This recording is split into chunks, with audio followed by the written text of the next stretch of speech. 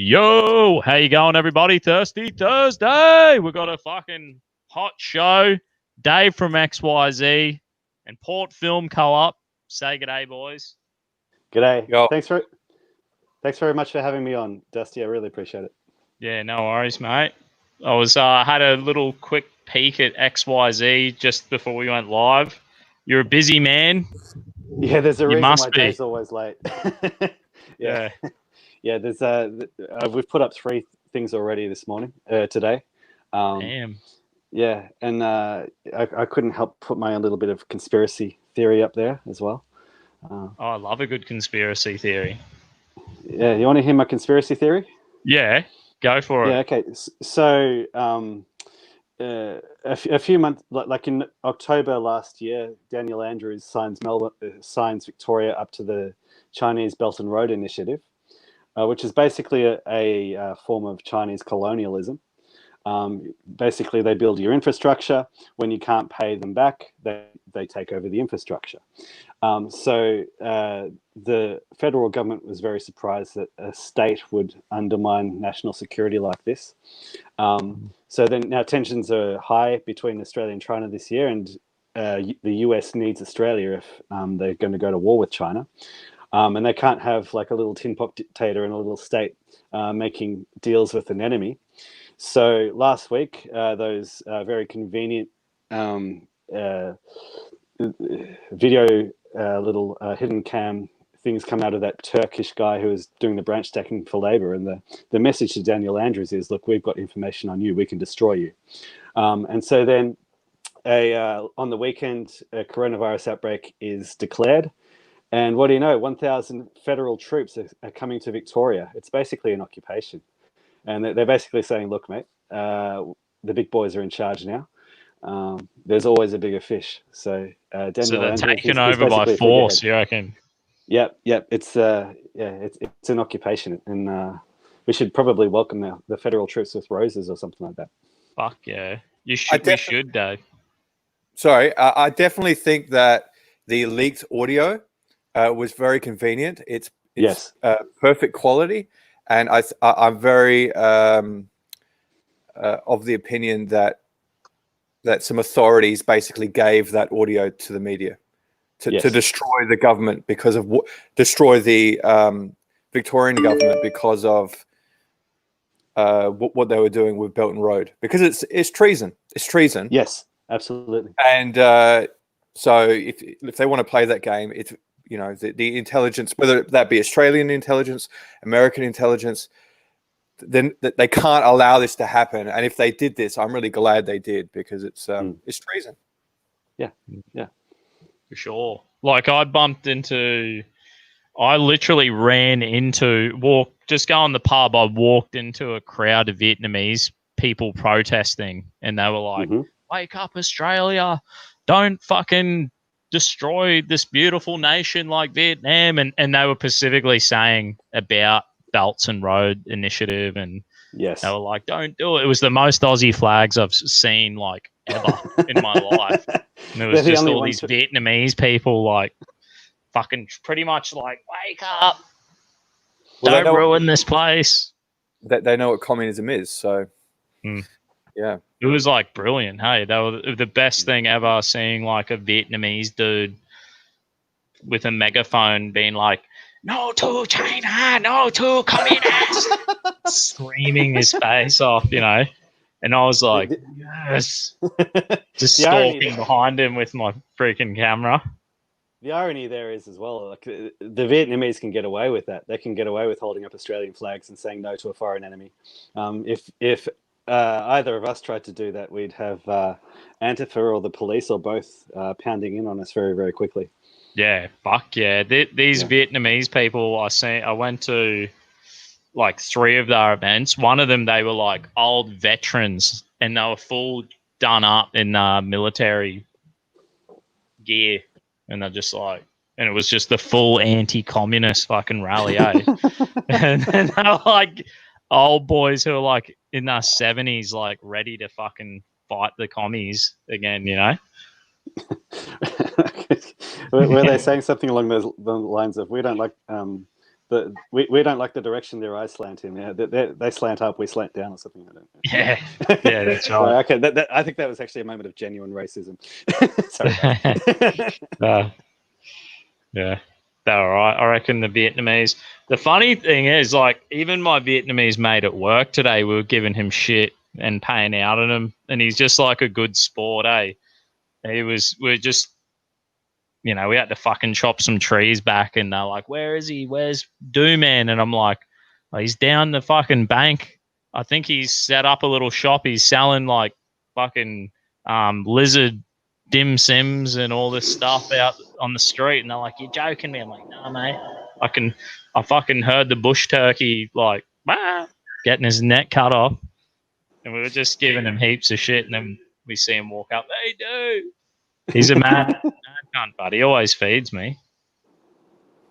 They're pretty good until they go to university. Once they go to university, they're gone, just like, anyone. Oh, really? So they get brainwashed as well? Yeah. It's the old ones that are based. That's the ones who I'm interacting with, you know what I mean? Yeah. Maybe the young ones can turn into fuckheads. It's potential for everyone. Whatever country they're in. When I went to America, I actually went to Portland. You go to the American things and it really warms your soul. You go to a hipster cafe and you go, wow, I may as well just be in Melbourne. I haven't really gone anywhere. And they've all got like a iMac, like a MacBook. They all have a sort of slightly Californian accent. And it's the same as here. It's the same. It's they don't really have a culture. So with the based ones or the old school Vietnamese, I love them. I live in a Vietnamese neighborhood, and yeah, they're fucking sweet. So what's the go, Dave? You're gonna give us a little tune there. What's the most Aussie thing you can play on a piano? Oh, you want? I generally have an approach of only classical music, but I guess I can make an exception. Yeah, I can make an exception. You're writing some classical Australian. I can do waltzing. Percy Granger. Percy Granger's Australian. I've got to practice. Percy Granger is Australian, but he's a bit of a degenerate. He had this weird thing going on with his mum. It was genuinely weird. Like they used to, they had these whips and stuff. It was Like I want to play him because he's an Aussie, but like when I heard about his life, I'm like, no, I don't want to play him. Good on you. Yeah.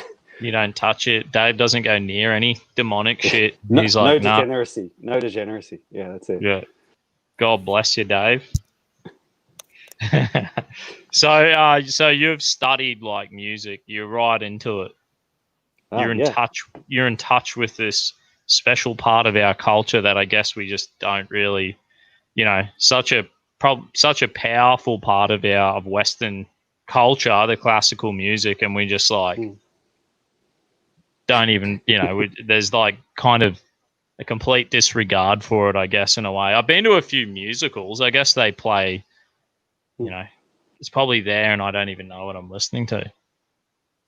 I've been playing music I've been playing piano since I was like 7 years old. Wow. And there are a lot of pianists who are my age and who are better than me, but I just didn't stop.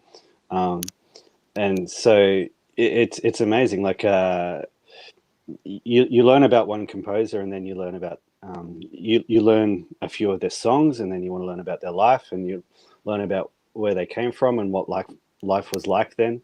And you basically get a rundown of European history. Like say if I'm to play some Bach, like this sort of stuff.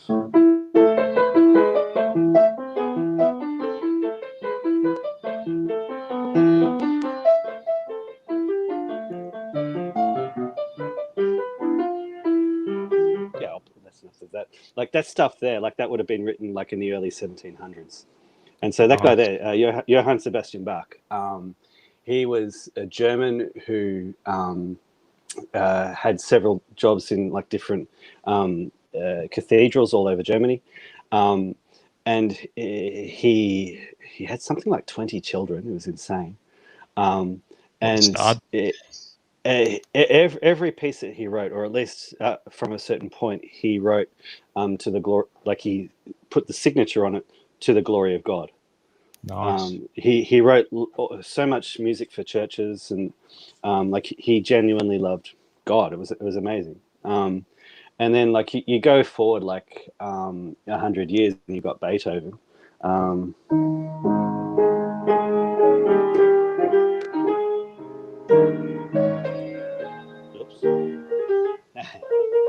haven't played that one for a while. And yeah, like so he was around during Napoleon's era. Nice. Like there's an example of a symphony where like there was one movement of it. He dedicated it to Napoleon because he thought that Napoleon was going to like free Europe from what he saw as tyranny.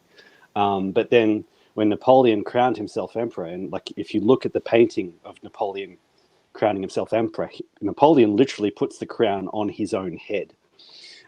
So when Beethoven found out about that, he tore out the dedication to Napoleon, and he wrote a funeral march. And so the funeral march was like supposedly for a dead hero or something like this. I went to Napoleon's tomb in Paris, and it's really? like fucking probably one of the most craziest things I've seen in my life. Like it's like kind of like a giant marble.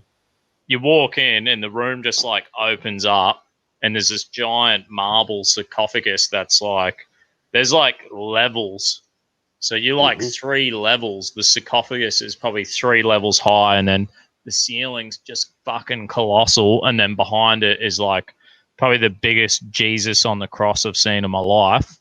Wow. Maybe, I don't know, let's say over 10 meters high, big fucking Jesus. Just like bang. It's like, yeah, they totally bloody, he is like put up on the fucking podium in Paris, man. I'm telling you, it was powerful. I went to a few different places around France, and yeah, like that Napoleon's everywhere. It's amazing. Like he's basically a national hero. I wonder if the French will just like, if they've got it in them deep down to just go fucking rogue again one day. Just gonna be like, fuck this shit. Wouldn't blame them, as long as it's the French and not the French, you know.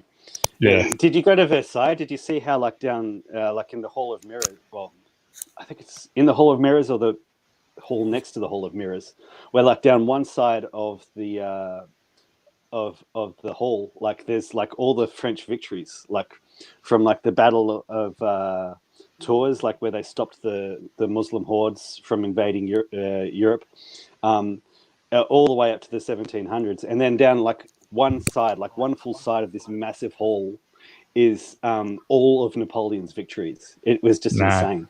Awesome. Yeah. Isn't there like the croissant is like, that's French, right? The croissant? Yes. And it's like a symbol of the Islamic moon thing, and it's really? It's supposed to be like a warning. I think they created it after some battle, maybe the battle, I don't know.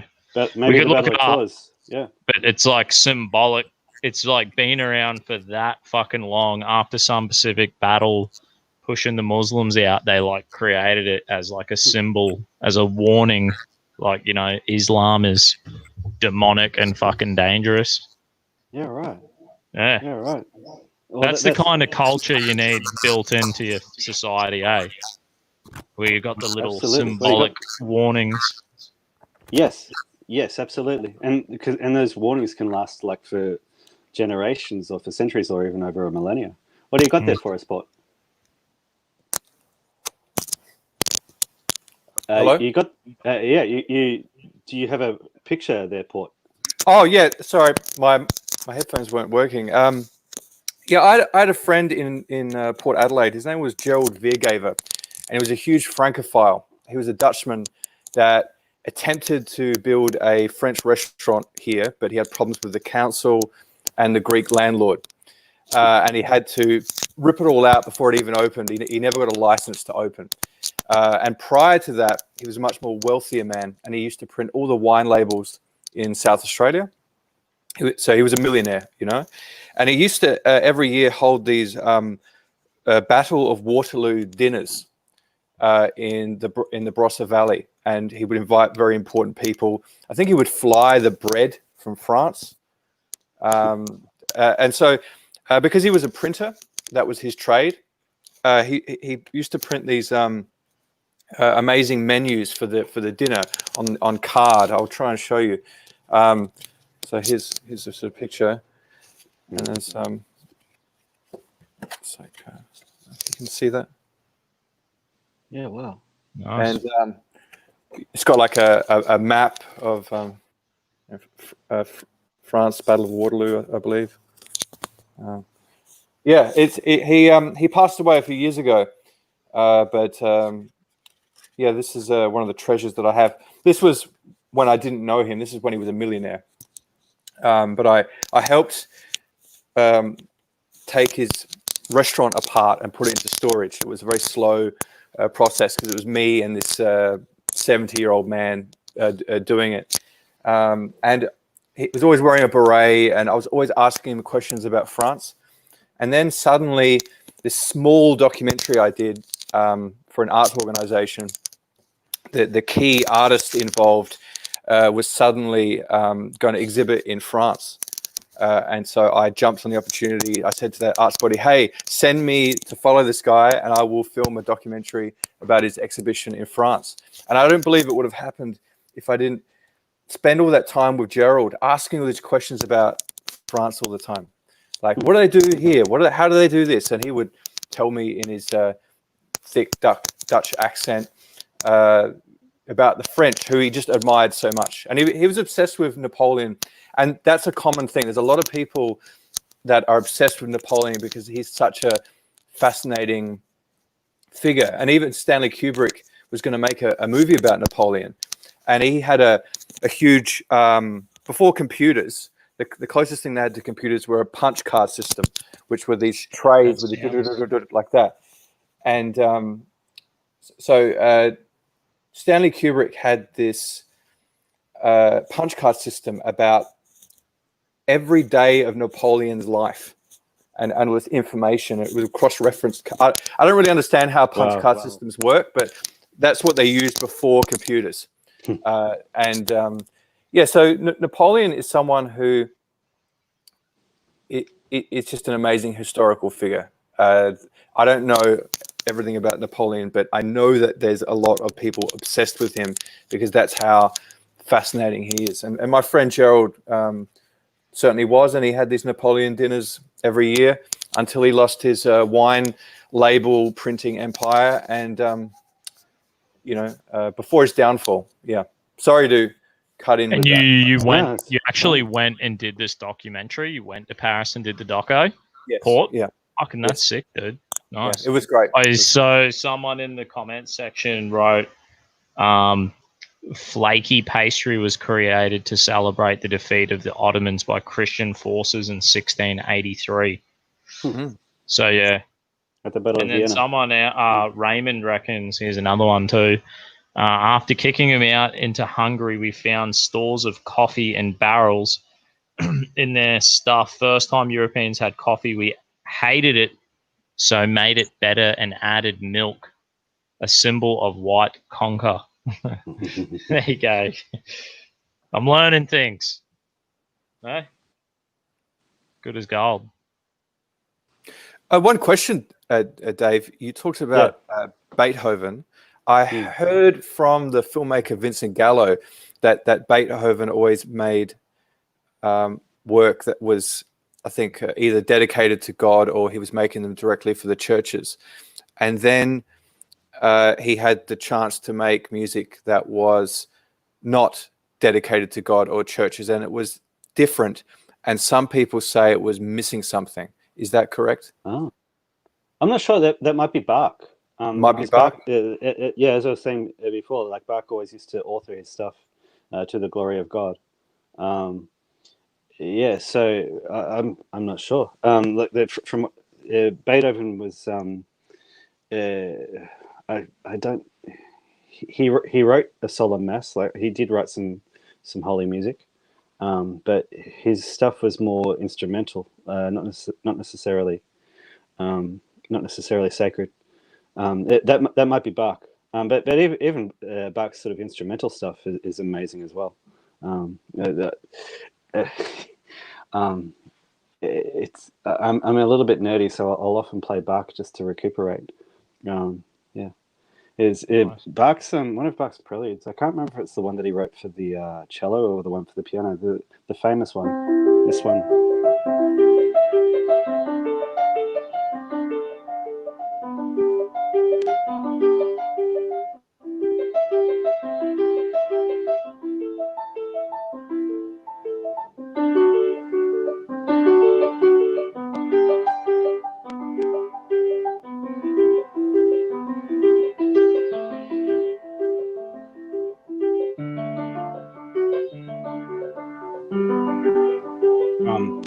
This one that got sent into outer space. So like Nice. you heard about that satellite that was just sent through like the solar system, and like they sent it kind of basically on a one-way journey, and it took photos of all of the different planets and all of the moons, and got us to see photos that we'd never seen before of our solar system. They were like, well, let's put like some markings on here. Let's if aliens ever find this, like we'll give them some of the best of our civilization. So they included instructions on how to make a record player, and they put that piece into outer space and send it into outer space. So if aliens find it, like they'll hear that piece by Johann Sebastian Bach. It's pretty cool. Wow. Yeah. Yeah. Do you get heaps of women, Dave, because you're a mad musician? I wish I could say yes. Come on. It seems to me like a pretty powerful and awesome skill you got there. Yeah, they appreciate it. They appreciate it. There you go. See? Big smile. He's humble, but he's, Boy, I got to go grab a beer. You two chat for us. Sure. Yeah, tremendous. So who sort of comes after Beethoven? You were sort of talking about people a little bit sequentially. Oh yeah. Who else is left in the classical era before it ends? Well, I've skipped over a whole heap, but one of my other favorite composers is Frederic Chopin. So he was a Pole who spent a lot of time in Paris. He was born in 1811 and died in, I think, he lived to the, he died in his 30s or 40s. He died very young, basically. And in his time, basically Poland was overrun by the Germans, the Prussians, and the Russians, and the Austro-Hungarian Empire. And so he wrote a lot of music, sort of basically to keep. He was a staunch nationalist, a staunch Polish nationalist. So he wrote a lot of music which was, but based on Polish dances. So he wrote these things called mazurkas, which were. I've got some music here. Some Scarlatti. There's a kind of Polish dance called a mazurka, which is kind of like a waltz, and then a more upbeat one, which is called a polonaise. And hang on, just give me a sec.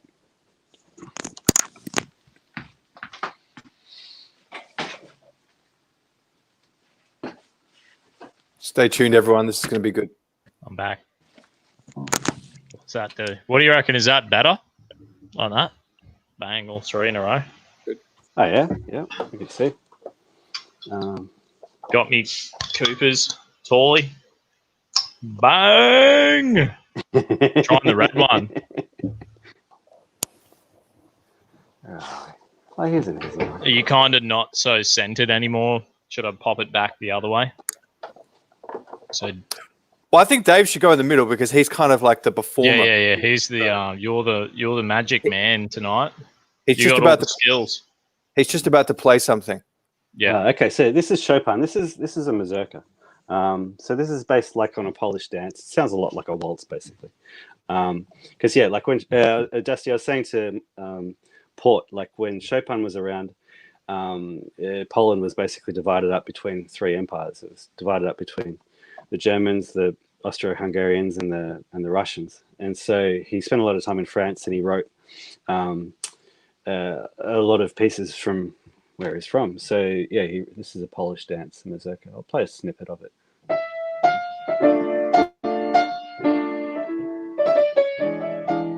start that again.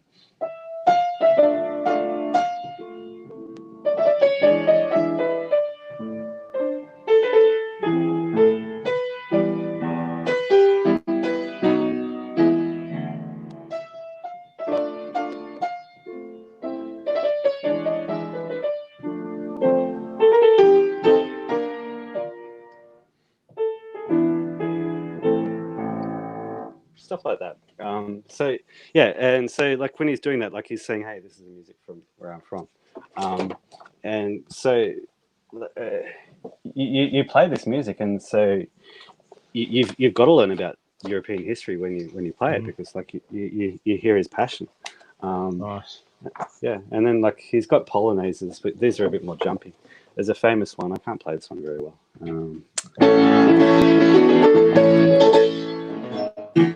See, I'm terrible at it. Do it again. It's great. Such a cacophony. It sounds great. Yeah. It's a lot of fun. Like he's that one's basically that one's called the Military Polonaise. It's meant to designate like the battles and all this sort of stuff. So yeah, he basically wrote music from his homeland. He was homesick and he spent most of his time in exile. And then if we're talking about the French, like you've got Claude Debussy, who was around like towards the end of the 19th century, earlier and the early 20th century, and he was part of the Impressionist music. So if you think of Impressionist painting, you know how like if you think of like classical painting, how like these guys had basically been able to make a painting look like a photo. They were just that good. So the Impressionists came along and they just found different ways of representing reality. Like they would sort of do different brush strokes, so you sort of have to sort of step back and you'll get an impression of what the painting was trying to sort of convey, rather than seeing it like realistically. The Impressionists would do the same thing with music. So they just sort of added other color to it. Like there's the famous one by Debussy.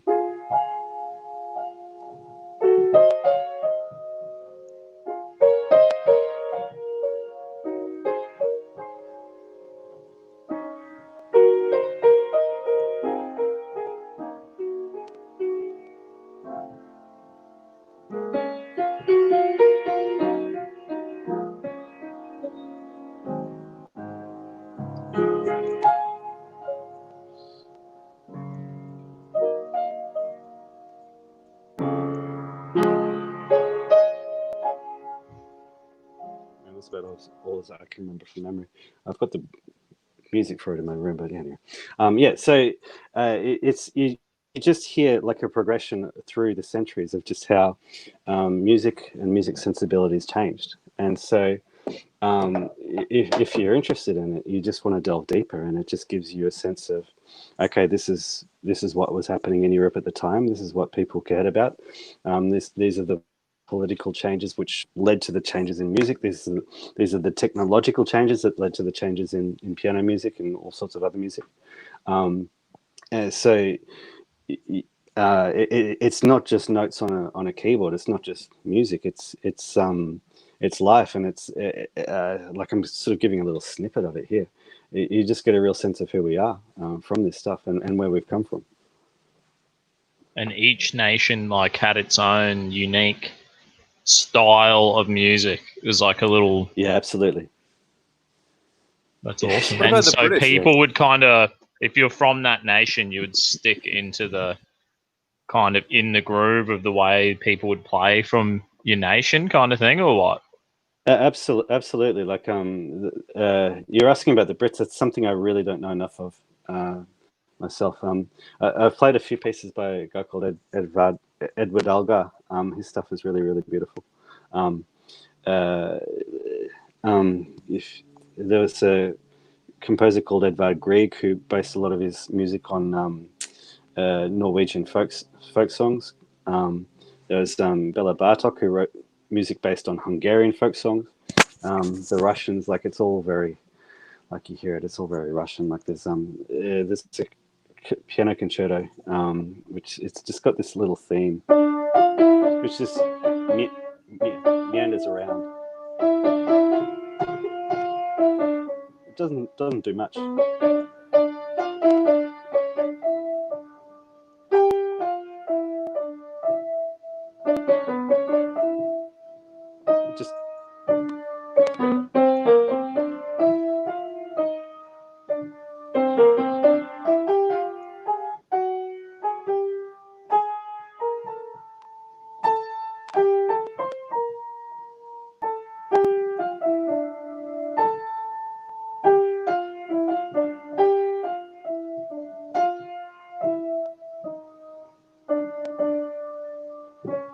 you hear it for the first time. It's played with an orchestra, and that's all the piano does. But then, like Rachmaninoff, he takes that sort of meandering theme, and he just does this crazy stuff. Like it's just he turns that into this.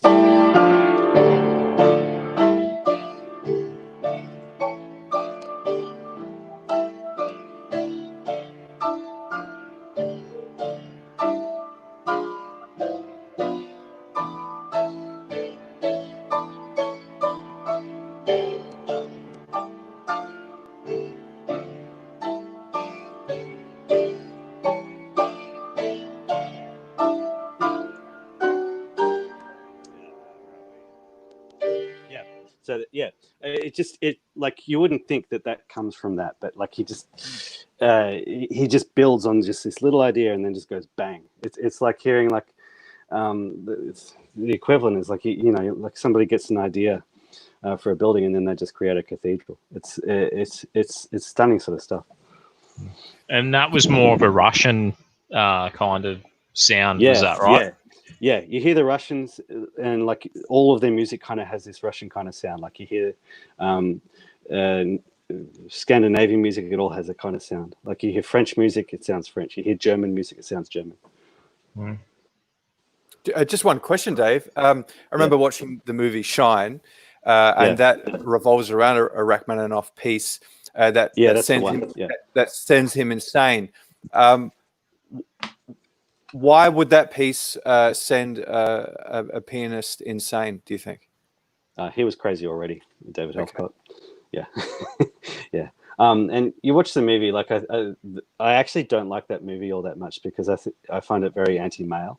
Like they've basically portrayed his father as some kind of dictator who is horrible to him, and like the only people in the movie who are kind to him women, and it's just got that Australian art sensibility written all over it.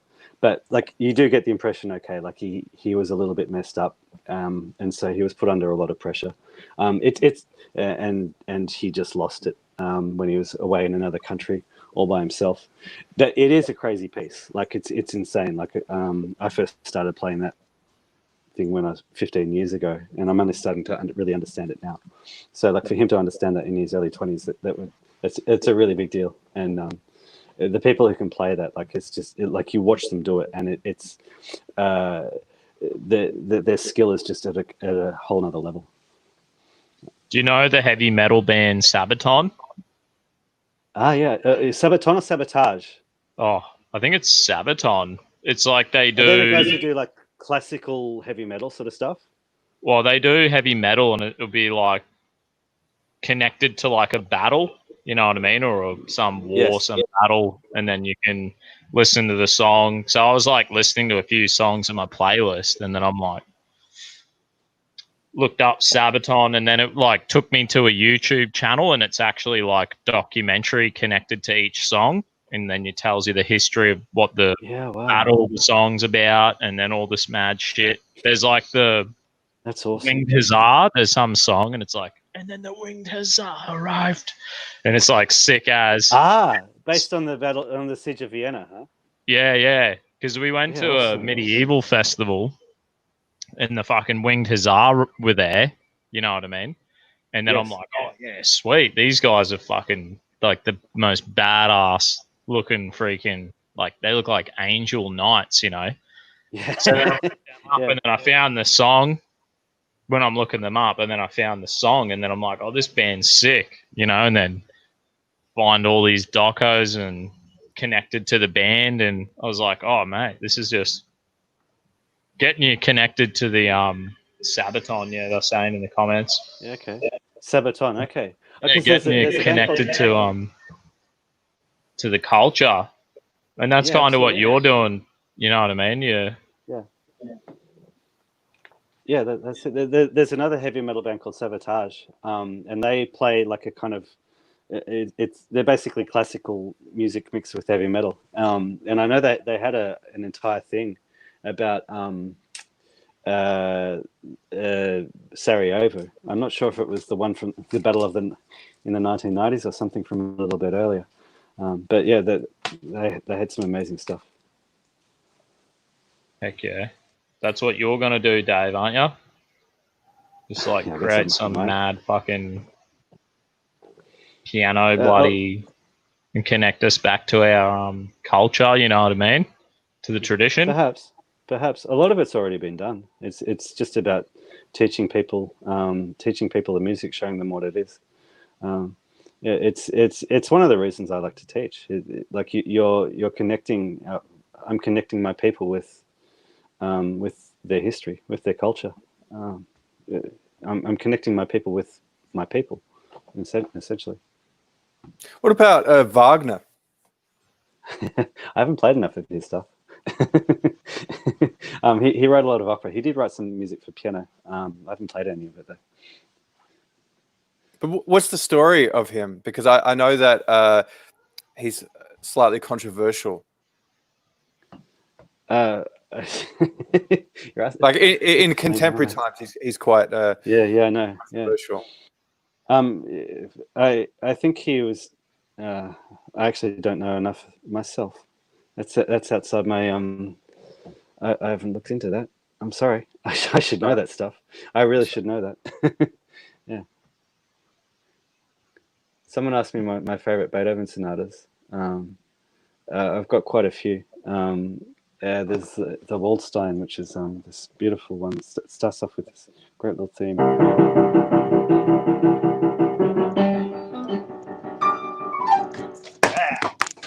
Wow. Live action. Live. Technical difficulties. Yeah. What are you going to do? One of the first Beethovens I ever learnt was the Moonlight Sonata, the famous one.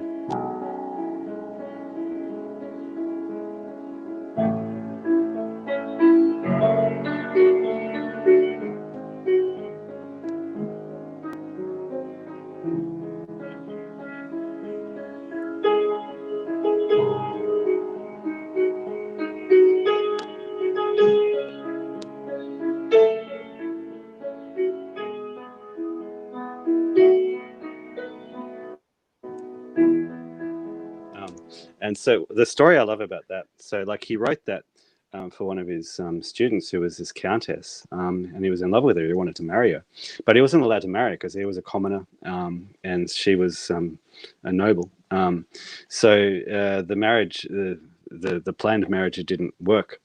And so that original theme, like everybody knows, like the beautiful theme from it, the all of that. But so he took that theme and he did this with it.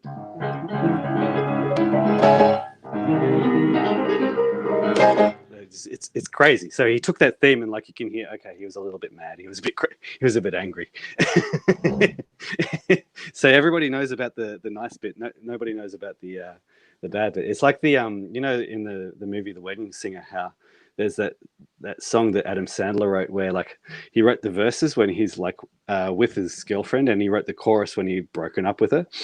That's basically the Moonlight Sonata. Yeah. That's what you need, just like a bloody mullet wig, Dave, and a mustache, mate. Just get it out. I could do the impersonation. Bang.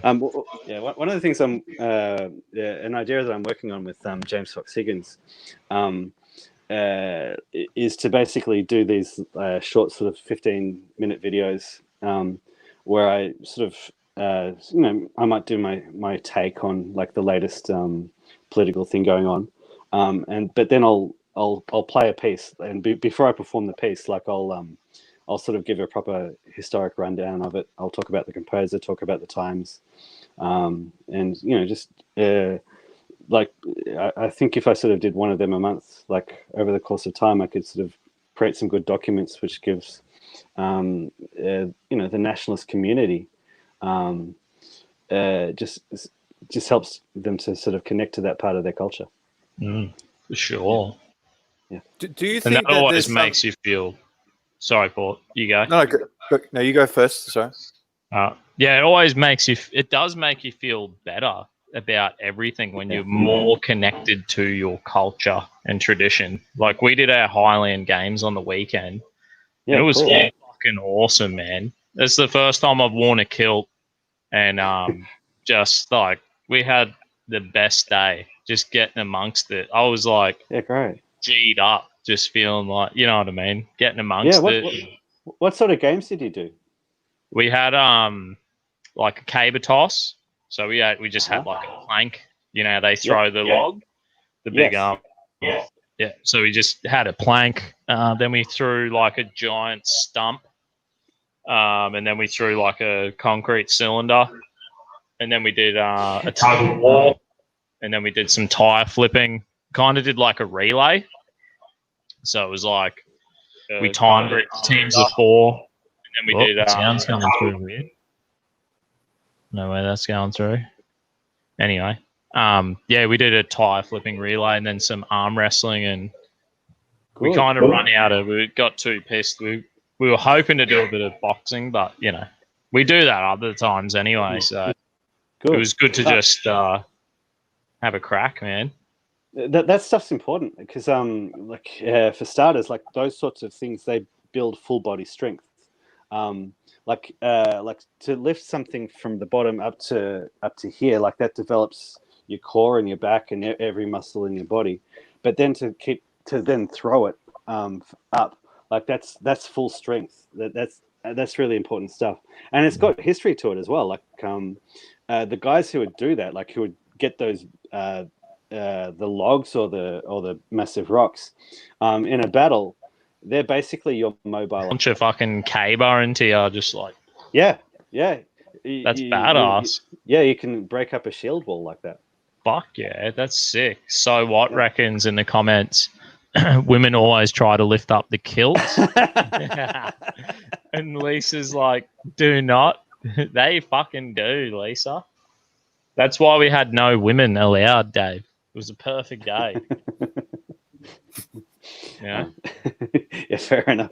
Did you wear it full Scottish style? No, I didn't freeball it. I wore shorts underneath it. Probably a wise move. Probably in this kind of weather. Yeah, the binary agenda said their favorite move. Said the third movement of the Moonlight is great. Their favorite movement is the Appassionata. I've played that too. Like the middle movement is beautiful. It's just got this beautiful theme.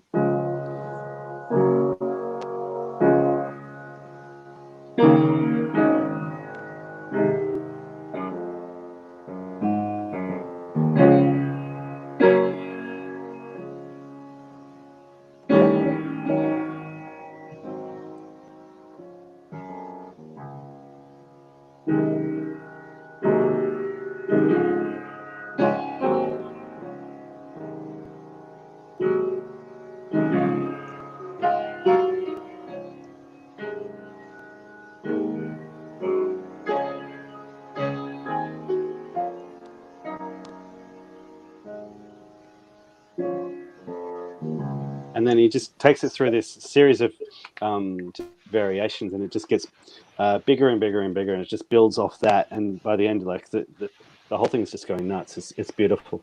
Yeah. Is there again, like I'm just giving little snippets. Yeah. Sorry. I've heard like people say something like if you listen to classical music, it can be like good for your brain, or can it calm you down, or actually And what about what people listen to these days must have the fucking opposite effect, eh? Well, yeah, studies have actually been done. They've analysed the music even from 30 years ago or from the 50s or whatever. And the variation in harmony and melody has become less. So people are using less notes, but basically less chords, less notes to make their harmonies and their melodies, and even the words, like less words are used. So basically, it's been proved scientifically that popular music has been dumbed down over the last few decades. Yeah, sure. For me, like music, like I like all music, like sort of early 1990s. I loved the 80s rock. And a number of people of my generation, like sort of for them, it goes up to the 90s, and after that, it's sort of all sounded the same. I've liked bands since then. Like I like Muse because they have a lot of use a lot of classical influences, and like there'll be bands that come along that I like. But to me, like the best music goes up to the 1980s, but that kind of classifies me as a bit of a fogey. Do you think that some of that is because of that's pre-digital era? Like a lot of the music sounds the same now, and there's less people even playing instruments. It's a lot of samples, and the production methods are so uniform now that there's less alchemy, less use of, say, a space with a certain natural reverb, or there's less natural variation, and it's all done in a computer now. Do you think that has something to do with it? I'd say it probably does. I've seen a few other people use that as the reason why. I've got my own sort of theory / conspiracy theory about it. Like, because I remember in about 1993, 1994, music changed. Like, the sound of music changed. Like, the look of all the music videos changed.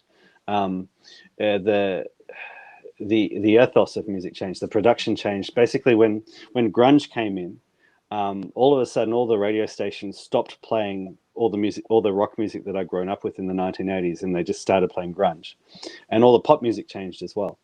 And so that happened in the early 90s, and I found it really, really bizarre, because like I still wanted to listen to the music. I wanted to listen to 80s rock, but all my friends were like, "Oh no, that's old music." But I'm like, but it was just from 6 months ago.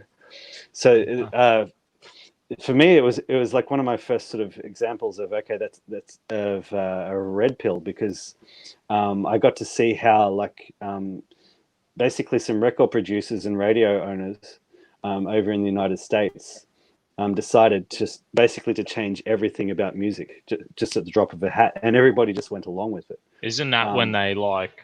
What's the conspiracy theory? How the record companies also had shares in the private prisons? Did you hear that? No, what's Have you heard that conspiracy theory? No. It's like all the record companies fucking bought major shares in the privatized prison section. So then they were like, oh, we need to fucking fill these prisons. And then it was just like, I'm pretty sure like they gave all these fucking rappers and death rap and all the shit music. They were just like, you know, blah, blah, blah, fucking kill this person, kill that person. It was like the beginning of pretty much, it was like as soon as this happened, it was like the birth of the Bloods and the Crips and like gang rap music, and it just went bang. And there's like some plausible. Yeah, it's like I used to tell my youth boys this stuff when I was a youth leader, and I'd be like, boys, what are you listening to? Like, this is just shit. And I'd be like, have you heard this story? I'm like, imagine if the shit you're listening to is like going to encouraging you to fucking end up in a prison cell because you're listening to shit just telling you to kill people, like creating this fucking tribalistic gang culture that's just brainwashing you.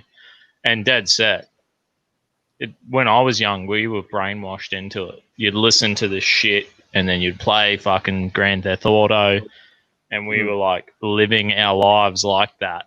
You know what I mean? Until I fucking woke up. Grunge is wouldn't exist without heroin. It's so entangled with heroin.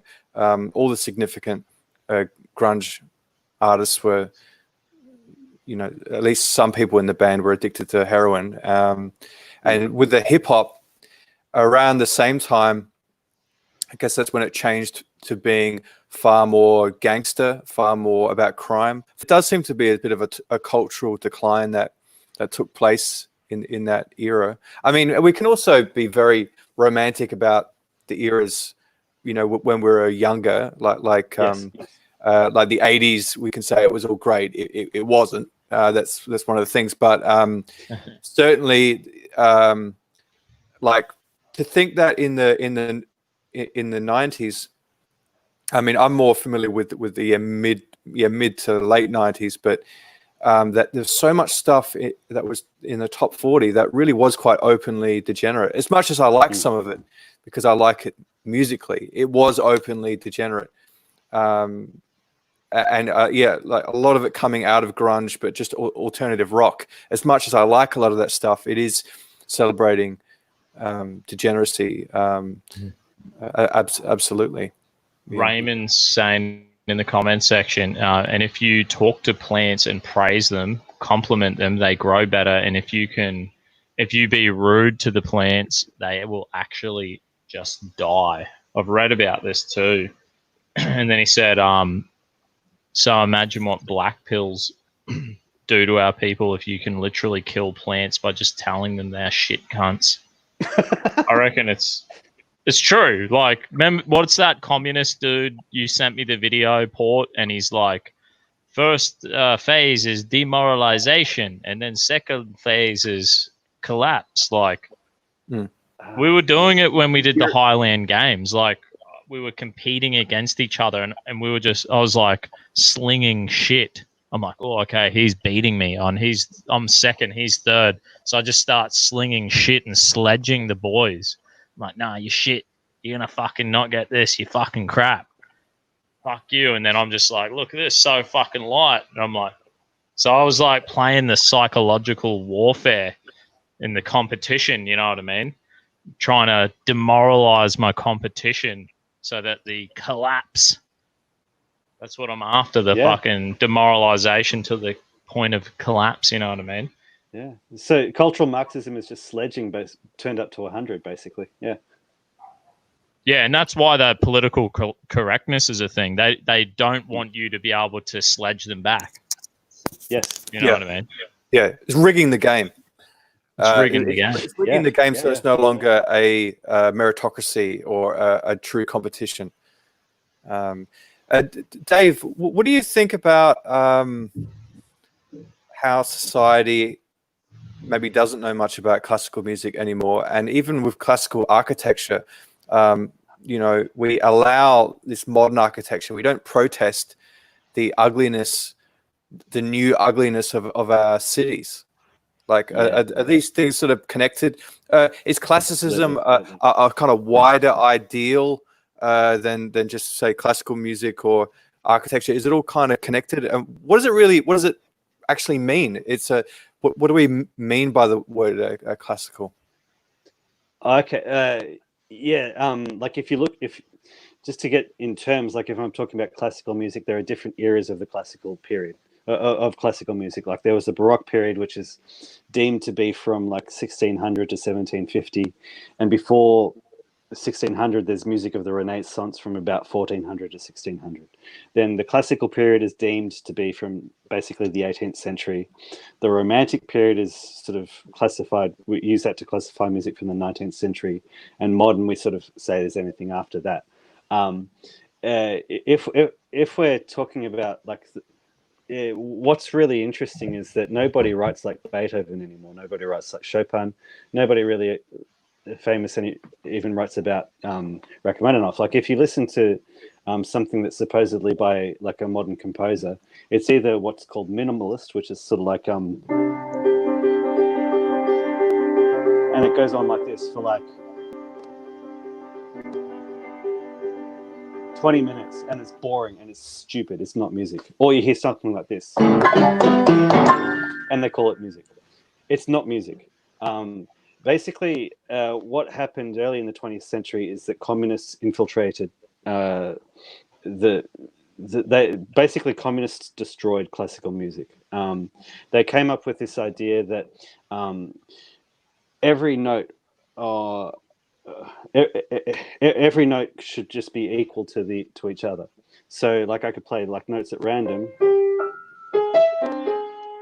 and they're worth just as much value as something which is the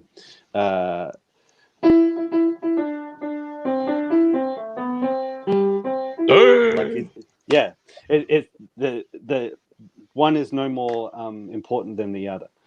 So they fucked it like they do everything, Dave. Yes, in making notes equal to each other, they took away the pattern. They took away the system. They essentially made a form of musical communism, which is not music, and that's what and that basically destroyed classical music. And so that idea is now throughout all of the universities, throughout all of academia.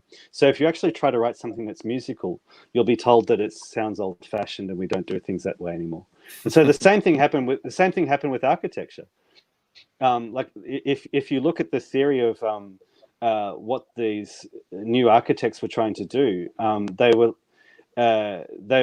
trying to make people communists through the architecture. They wanted to take away the beauty of the architecture and just make it completely utilitarian.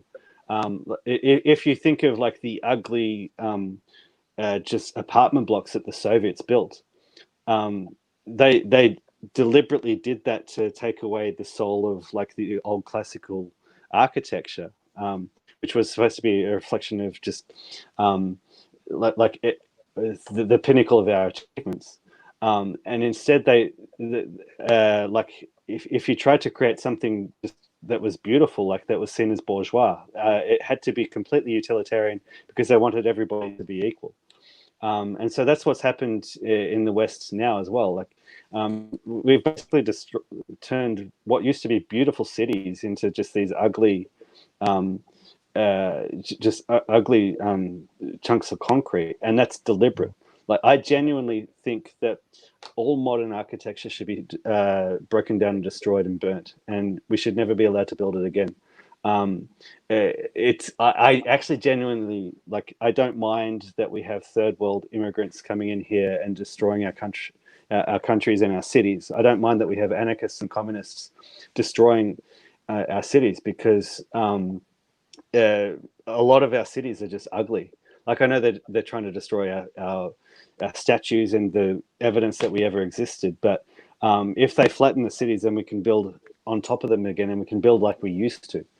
Because both architecture and music. There's really beautiful buildings in Brisbane City, and like actually, since I've been in the Proud Boys, and it's like going to rallies, going to protests, getting some interviews, and it's like we go to Queensland Parliament House, and it's like stunning building, and then you go down the road, and the thing is, like, then if there's a protest or a march, we might meet at Queen's Park, right across from the old casino, Treasury Casino. I think it's a Star Casino now. Queen Elizabeth Park, giant statue of Queen Elizabeth. And then we march through the city down to Parliament House. Or we've done a few marches where we've gone from King George Square, which is right in front of the City Hall. And it's like, mate, this building is stunning. Nigel Farage spoke there when he came to town. And like, you've probably seen it in a few of my videos, but it doesn't do it justice. And we did the march from there with the South African, when we marched for the South African farmers, and Fraser Anning and a few some Liberal National Party members were there. That was the fucking longest march I've been on in Brisbane City. But all these little things, I never really like. Even the Anzac Day Square, you know what I mean? Central Station. That's all. These are like the really old, significant parts of the city, and you kind of feel the layout. Like Brisbane City, we've got Central Station, say, is here, and then you've got Anzac Square is a big park that goes through. Then there's the post office building. It's all beautiful sandstone. And you walk through the post office, and then there's the big Catholic church on the other side. So you can look from Central, and it's all connected up. Bang, bang, bang, bang, bang. And you're like, this is the heart of Brisbane City. This is what the city was built from here, and then it went out. You know what I mean? And it's just like amazing. And then there's all these giant fucking buildings. I've got to say, I love skyscrapers. Here's something really interesting. So, like, the feminists will critique skyscrapers. They'll say, "Oh, it's a symbol of phallic. Male." Yeah, they'll say it's phallic, and it is. And so, what does feminist architecture, or like sort of post-colonial architecture, or whatever postmodernist architecture? They want a pit down into hell. Is what they want. Yeah, they literally make vaginas. I'm dead set serious. If you go to, I think RMIT, It should be a giant University, boob. Something we can all love. Just like yeah. there's going to be two of them If you go to with a RMIT giant University, nipple hanging off it. opposite Melbourne Central in Melbourne, like you'll actually see, like they've actually created this concave kind of structure into like an old building. So that's feminist architecture. They've literally made a cave, i.e., they've literally made a vagina. So like That's for all the thousands and millions of words that these idiots have written, so supposedly critiquing masculinity and the patriarchy, when they say, okay, here's our example of architecture, all they can make is a representation of a vagina. yeah. I had a dude from work. He's like Yugoslavian or something, and he's like, in my country, you know why they do not listen to the fake news? I'm like, why is that, mate? And he said, oh, because you know how like you picket fences, and he's like, one picket fence, it have like there was like a hole in it, like some wood defect, and then someone wrote on this. He's like, nobody believes anything they read anymore because of this. It said pussy. And he's like, a man come along, he drink too much. He put his penis in this pussy and dog bite his dick off. And he's like, now no one in my country believe anything they read. And I was like, you're a fucking mad dog. Yeah. Yeah, he sounds like every Yugoslavian I've ever met. Every single one of them is crazy. Legends, eh? And I always keep banging on about my hatred for communism, but I feel like he kind of has a soft spot for communism for some reason. I'm just like, come on, trying to get that, shake it out of him, you know? Just one thing, Dave. You mentioned before you would be happy for, the cities to be torn down, and we will all then be able to build something better and go classical again. That's basically an accelerationist argument, right? Yeah. I'm very skeptical of this. I believe that no, if it was all flattened, it's going to be a Google smart city. You're not going to get anything classical. And even if you did, it would only be superficial. You can build things to look classical, but they're not built in a classical way. And in fact, they're built to look like that partly because of the practical ways of how to build something out of stone as well. And my fear is in this kind of both the left and the right having forms of accelerationism, and they both kind of want to rev things up, is that what we'll do is remove things that are irreplaceable, and then we would truly be severed from the past. So I'm not quite there with the accelerationist argument. I think that there's still enough that is worth saving, and that I think you don't know what you've got until it's gone.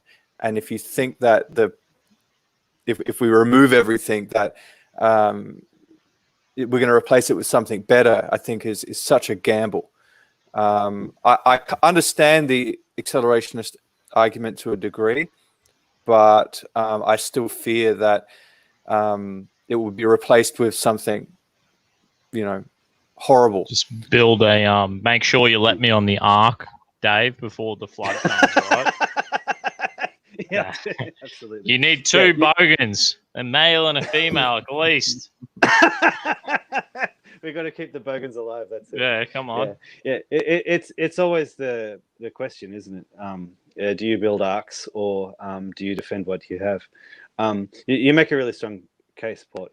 To be honest, like I account for both. I like the idea of having a contingency for both. Like fight for every inch that you hold, but build the arc as well. That's right. Yeah, Sure. I'm at the risk of sounding flaky, because like I can't argue against what you said, because you're right. For me, I'm like, okay, let's go. Let's plan for both. Like if we can hold on to what we have, good. If they flatten what we have, good, we'll rebuild it. Sort of had that sort of positive attitude to both outcomes. Oh, and I think I understand where you were initially coming from as well, because we are heading in such a direction, at least culturally, and it doesn't seem to be stopping. That is, basically communism. It hasn't ceased. Even with conservative governments, it's still moving in this direction. So I can understand trying to bring something to its collapse, at least on a cultural level. I don't necessarily support the idea, but I can understand it because it doesn't cease. This movement left doesn't cease.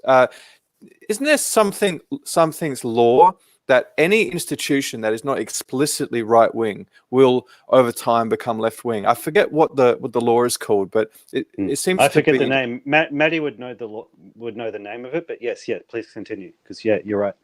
Yeah, so I mean, something has to kind of rise up that says no to all of this and is prepared to be very politically incorrect to basically save Western nations.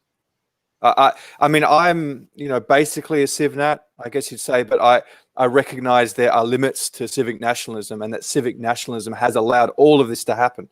And that civic nationalism is almost like a sort of Kmart version of all these classical ideas, classical music, classical architecture, all these deeper Western ideals. Civic nationalism is kind of like off the rack kind of. You just have to say you're this, and then we're all right. And it's like, well, not really. I'm really starting to question. Yeah, like even myself, civic nationalism. The idea when I became more politically minded, it's like, yeah, that's awesome.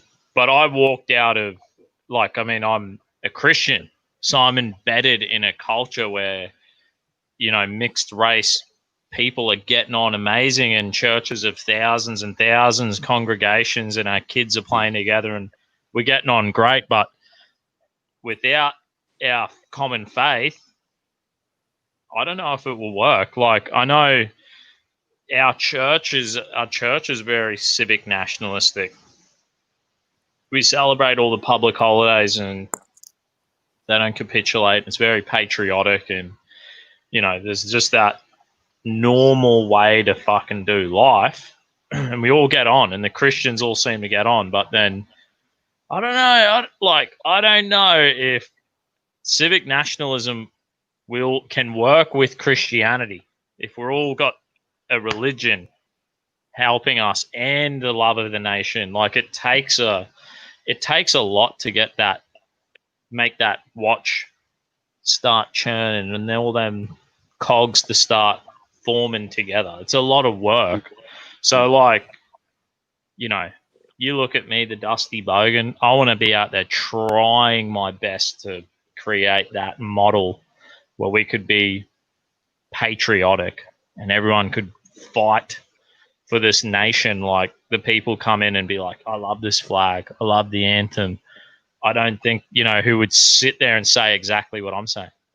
No illegal immigration. We need to have sensible immigration. We need to have natural population growth. I think everyone should be saying that. I think Aboriginals and, like I said, the Vietnamese who come in and fled communism, or the people we have here now, we could be like, fuck you to the rest of the world and just be like, nah. We could all be patriotic Christians, and civic nationalism could work, but we got a long, long way to go. Well, it's like an idealistic. The reason why you've got a long way to go is because universities are teaching people to be the complete opposite. And so they are teaching the ruling class to be anti-nationalist, to be internationalist. And so how do you compete with that? It's still a small number of people that go to church. I think that where you will find nationalism now is more in the working class, because things are a bit more life and death for them. They can't just escape to another country or be in a gated community. That's why people will refer to the working class as being, racist and things like that. So, well, wait a minute. No, they're the ones living with the consequences of government policy and utopian ideas. So I think, yes, I think there's a great challenge, here. I'm not sure what the practical answer is. I know ideologically what the answer is, but how can this ideologically become mainstream when people are plugged into mainstream media and social media? It's very difficult. Is it Trotsky's version of communism that we're seeing now? Is globalism Trotsky's global communism? They finally what we're dealing with, or what? That's the dialectic, isn't it? Like it's understanding that what's been happening in the West isn't just something that went wrong after World War II. It isn't just something that went wrong in 1917. It's not something that just went wrong when Marx wrote Das Kapital. It's not even just something that went wrong in the late 1800s when the French Revolution happened. It's something that went wrong centuries ago in the West. It's basically the birth of liberalism. And you could even take it further and say it goes back to the Reformation, the rejection of the original Catholic Church, and then just this centuries-long drive to godless atheist, Dave, or what? Yeah, but basically to reject God, and that drive started centuries ago, and understanding that this ideal of progressivism, of liberalism, has just it's always tried to like fight the next battle, and just bit by bit by bit, year after year, decade after decade, they've just whittled away, they've just chipped away at the foundation of the West. And so for me, the only way to counter this is to completely reject the idea of liberalism, this idea that we are just creating what Mark Moncrief refers to as the autonomous individual, and go back to God, like what, and find, okay, like this is original Christianity. This is where we actually need to go back to, and rebuild our civilization on that. And like because I always say, like, I believe in the West because it is the empowerment of the individual. We get a vote, the common law, the right to I earn my wage and I buy this, I own this hat. You can't steal it, you can't vandalize it, I own it. That's a part of the common law, like ownership, equality, as in Dave's like got all these degrees, he's super talented, I'm some bogan. But you're not better than me. If you murder someone, I murder someone. We're the same, King Port Film Co. He's the descendant of. He's an earl. You know what I mean? Look at him. That's all handed down from generations. All his antiques and stuff. He's loaded. And like I'm just the simple bogan here, man. Nah. But I like them ideas. It's the empowerment of the individual. And then you look at, say, from a British side of things, but then you've got the American Constitution side of things, and all that is the empowerment of the individual. But there was the idea of defending that, or the idea of that was always the empowerment of the individual was always for a godly people, for a Christian godly people. So we see the descent of Western civilization because the individuals have descended into chaos. We're degenerating. You know what I mean? Yes. Individualism only works if the people are godly, if the people are Christian, and they self-regulate themselves. I'm wary of defining the West by like what we sort of understood to be like conservatism over the last century. So I'm wary of defining the West over sort of individualism, freedom of speech, democracy. To me, the West is our people. It's who we are, and it's our devotion to God. I think us Europeans, we are characteristically more individualistic than other people in the world. And so that comes out just by nature of who we are. But I'm wary of elevating that above blood and soil. Like to me, blood, soil, and God. To me, that's what the West is. Do you think like I was thinking about Christianity today, and it was like, you know, Israel there was a nationalistic nation who, you know, they were God's chosen people, and the shift was Christianity was like, no, the heart of Jesus and the disciples were like, go to all the nations. Like, so every individual nation is God's prize possession. Like, this is what I believe. I believe Australia. I believe in, you know, Anglo-Saxon Celtic people, my people. I'm called to save my people because God has a heart for my people. You know what I mean? And God has a heart for every individual nation. But I believe, you know, the Great Commission, the calling for Christians is to nations. You know what I mean? It's not that we water down nations and have globalism. Like, it's a call to each nation individually, each nation to be uniquely that, but how God loves them, you know, for their uniqueness. You know what I mean? So some people might be like, it's like a, you know, I just think how Israel was like this one thing. They didn't, you know, they were just,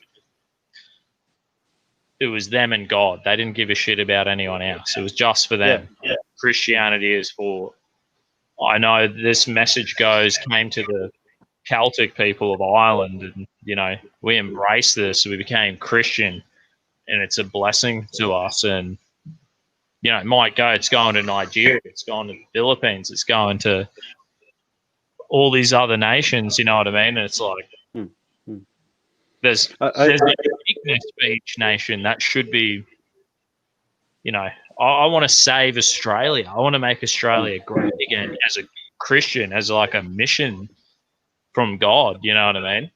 Yes. I think ethnic nationalism is ordained by God. I think people living in their own homelands free just to rule over themselves and like obeying God, that's a recipe for world peace.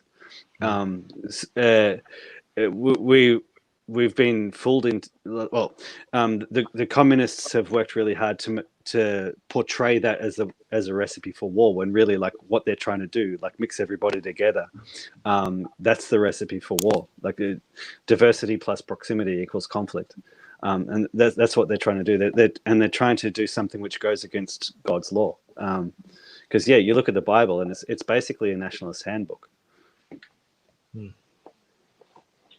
Yeah, I think like the balance though that we have in Christianity is like, you can help your neighbor, even though they're completely different. So there's like the love of the self and my own nation, but then you know, we could look at Arthur Phillip. Like, I would say Arthur Phillip had a statement: there'll be no slaves in this land. There'll be no harm done to the indigenous, and the call was for Australia and all the surrounding Pacific Islands. So like, we could be like, there's a godly calling on this nation, and we're to love, we've come here on a mission to create this great nation, but we're going to love our neighbors too. Like, you know what I mean? We don't have to. So I would say, like, I love Nigeria. I love the Philippines. I love Brazil. I love Mexico. And I love Australia. I love the UK. I love America. I love New Zealand. So, like, but I'm an Australian. I'm going to fight for Australia, that we would be a godly nation, and, all these things. I say that I would fight for that every person would know and live a godly life voluntarily from the inside out. You know what I mean? Like, they would feel that. Like, I don't hate other people at all. Like, I don't think I'm better than them. I think there's a calling for their nation. There's a calling for this nation.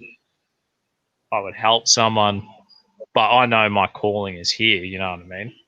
Something like that.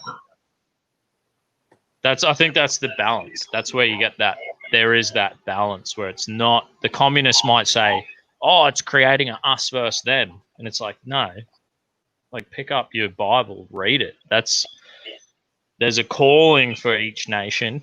And it's not that, it's that we could be brothers in Christ, but we can be uniquely, called as each nation, and we stand together in the, Yes, when we think of Jesus' 11th commandment, he says to us, love thy neighbor as thyself. So to love your neighbor, you have to love yourself. To love people from another country, you have to love your own country and your own people. For sure. Yeah. Gentlemen, I'm really sorry. It feels like we're actually starting to get into the really interesting stuff, but I've got to get going to get onto the Uncockables. Otherwise, Tim Wilms will yell at me. No worries, mate. Thanks for coming on. It's been a real pleasure. I'd actually love to come on again because honestly, it's like we've just opened the door to a really, really interesting conversation. Yeah, for sure, mate. Yeah, it's why so next week we've got the XYZ conference, and I'd love to have you guys on as panelists. I'll have a chat with you guys. Adam Pickett will actually be talking about Christianity on the Thursday, 2nd of July. So I think you guys would actually be really, if you guys would like to join me on that Thursday night, I think you guys could ask some really interesting questions because he'll be sort of going more in depth about what I've been talking about the last 10 minutes or so. Sounds great. Yeah. Awesome. Yeah. Okay, guys. Can you play that little Aussie tune before you go? What was it before? Yeah, sure. Yeah, sure. There you go, you fucking kitty.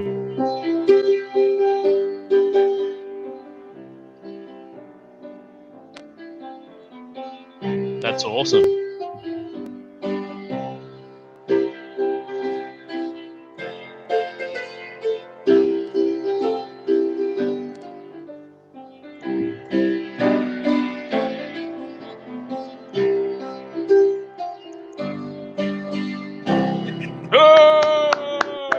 Good stuff. Thanks, Dave. Thanks very much, gentlemen. That was brilliant. Thanks, cheerio. Thank you. Cheers, real mate. pleasure. Cheers. Thanks. There he is. He's a smart guy. He's a smart man.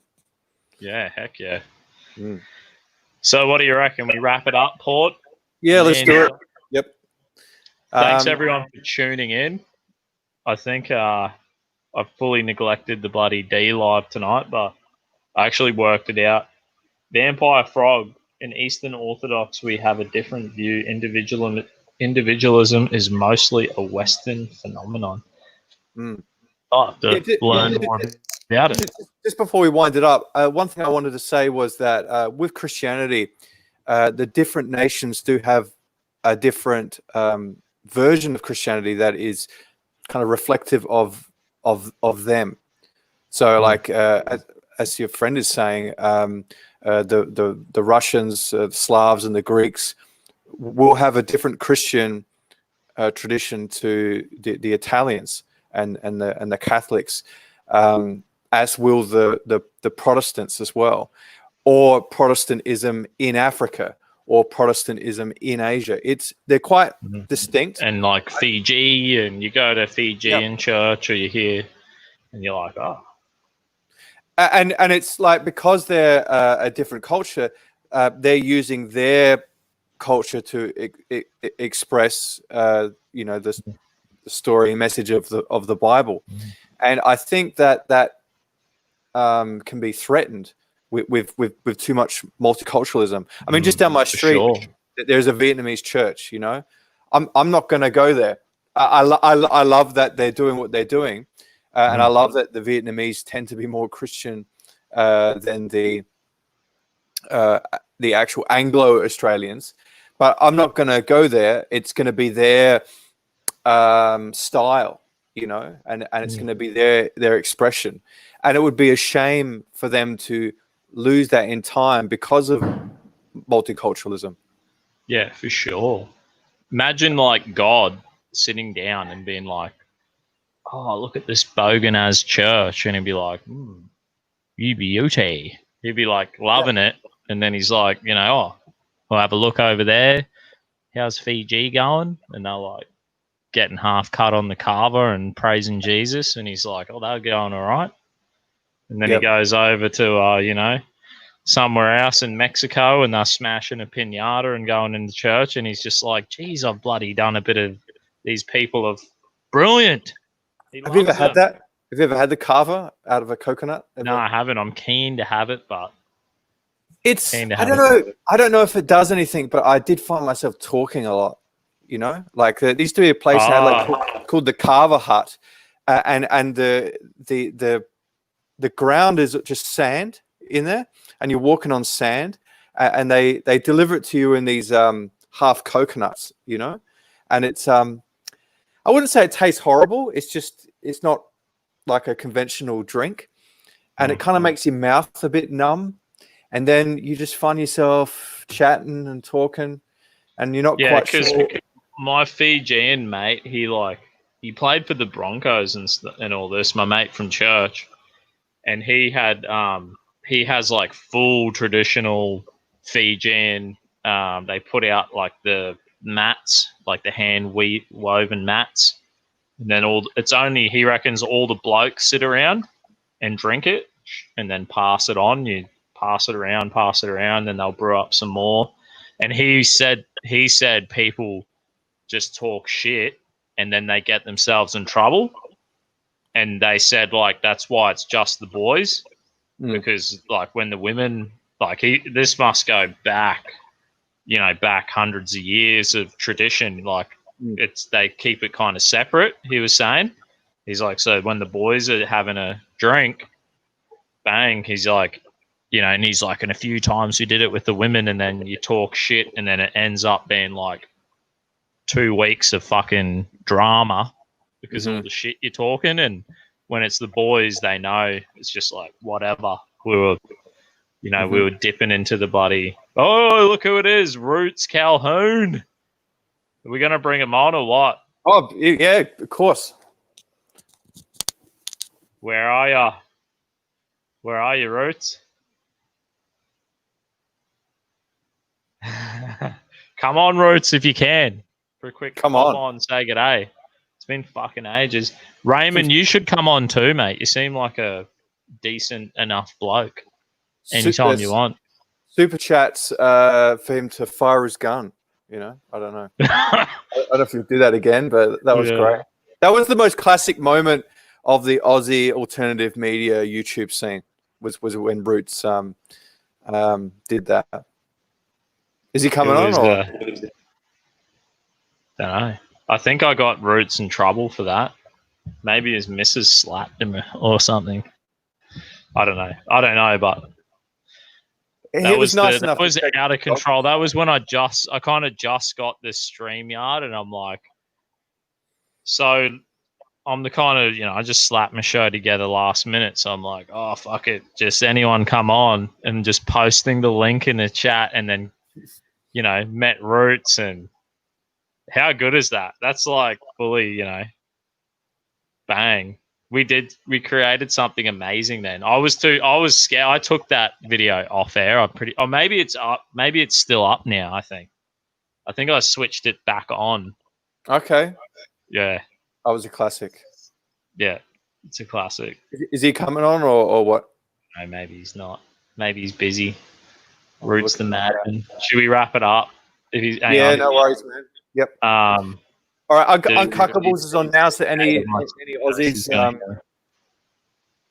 All good, Roots, brother. We love you, mate. Yeah, so that was real good tonight with Dave coming on. I'm so glad he got to show us his amazing talent. And next week is XYZ conference. So I think I'll try my best. Maybe we could even do, I'll hit up Dave if he wants me on Tuesday, Thursday. Maybe we'll have to migrate the show over and jump on board and fucking help him. Get amongst it, because I feel like Dave's the kind of guy, hopefully we can bring a whole lot of people together. And it's not like everyone's going to agree, but that's just fucking real life, isn't it? No one agrees on everything. But I think that's like trying to make some kind of we find the things we agree on and then we just stick to that, and we I try think not. we can broadly agree that communism is a problem and a present danger, and it threatens to bring down a civilization.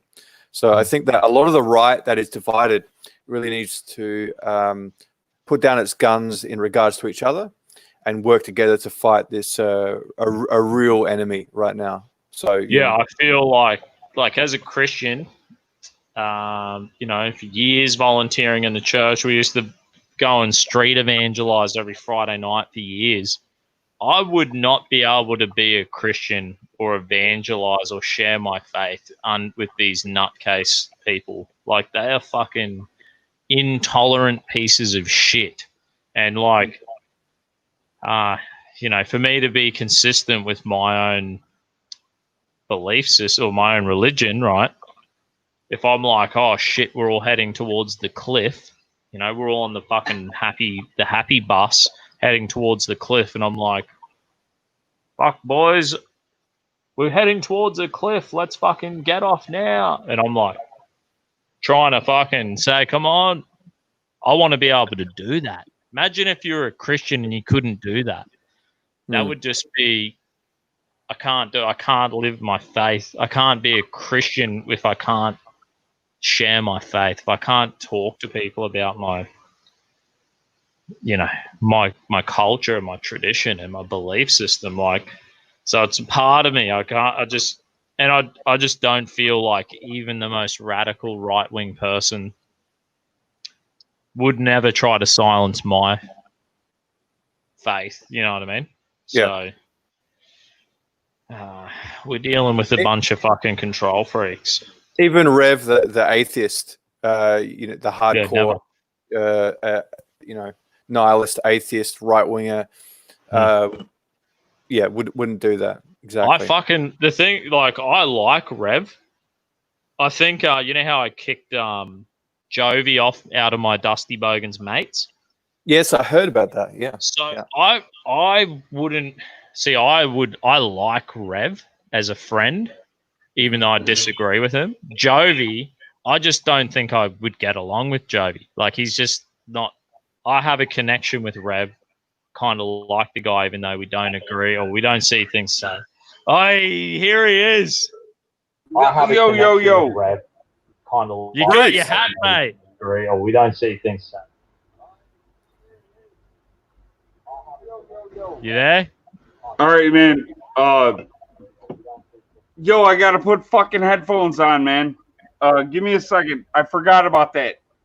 Sure. No worries. What were we saying like about a fucking stud? Look at ya. Now you're dealing with two of us, Port. Hold on. I know. I need to get one of these Legionnaires hats. Yeah, I'll post you one. My girl's gonna fucking kill me.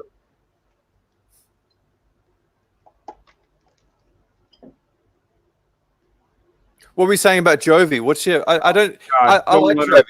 See this shit. Why don't you? I don't know.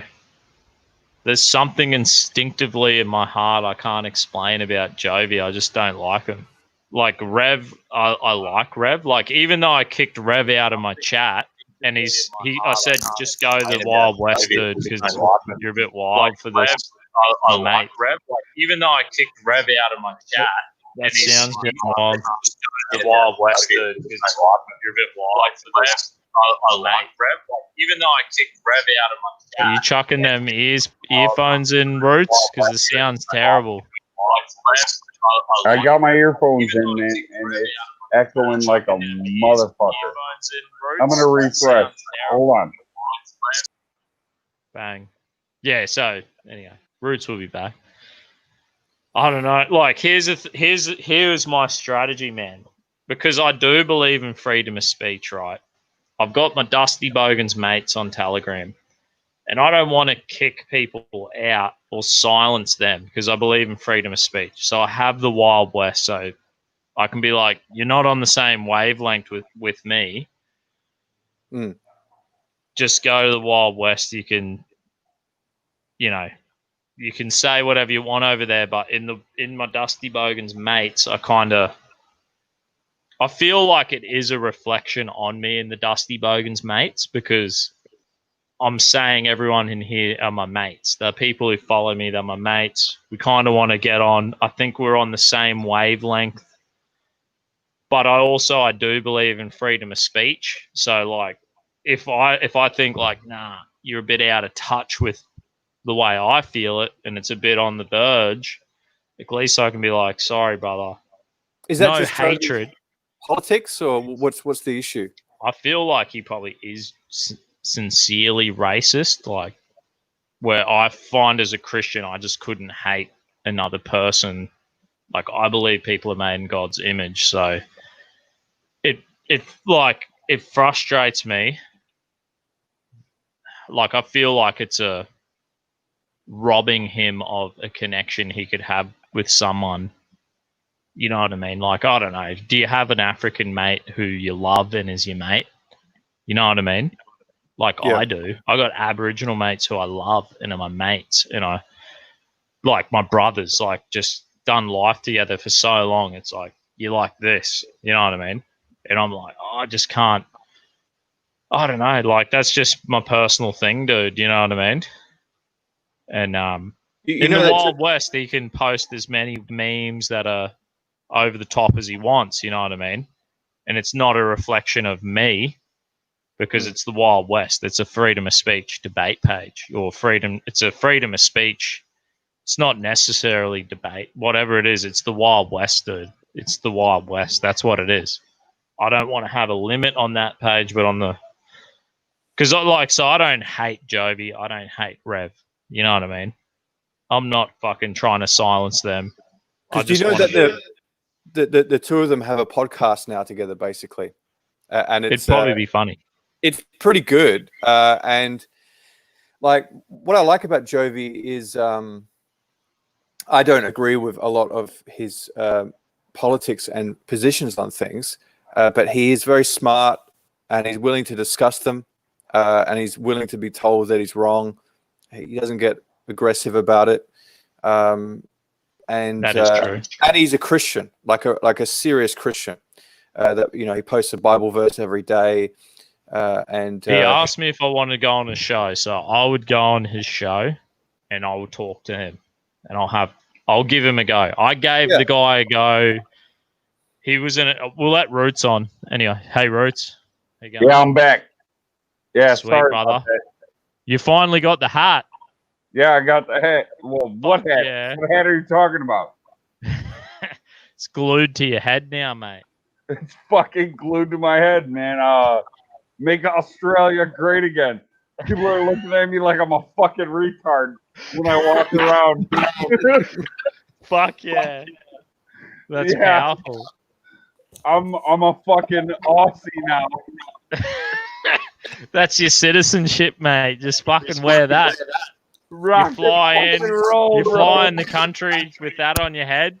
No passport, brother. You don't need one. Fuck Bang. yeah, man. Make Australia great again. Oh shit. Fuck yeah. How long did that take, man? That was months, eh? Yo, that took a long fucking time, man. Fuck yeah. How long have you had it for? I don't fucking know. I'm taking these fucking things off. I don't know, man. We want to see your beautiful eyes. We want to see your beautiful Irish eyes, Paul. Oh, dude, I'm fucked up, man. My allergies are so bad. Like, I've been fucking... My nose been bleeding. My eyes been fucking crying for no fucking reason. Are people... Can I see what people are saying? Yeah, hit the comments in your top... It should be your top right-hand corner. Should say comments. You get it? All right. Yeah, look at me. Dude, look at my fucking hoodie. Look at how much cat hair is on it. Can you see that? You've been shaving the pussy again. It's fucking gross, dude. Nice hoodie. Looks good, bro. You got the snake on there. The old Don't Tread on Me, is it? Oh yeah. That's badass. I wear that every day. I have that fucking... I fly the Gadsden flag outside of my house But dude, the fucking cat laid on me while I was sleeping in my sweater, and I'm covered in fucking cat hair, and I got bad allergies to begin with. And I mowed the lawn, and like all this shit, like I'm fucked. And the commies are pissing you off. And the all the commies fuckheads. Did you say the commies are pissing me off? Yeah, the commies are pissing you off too. I'm gonna kill the commies.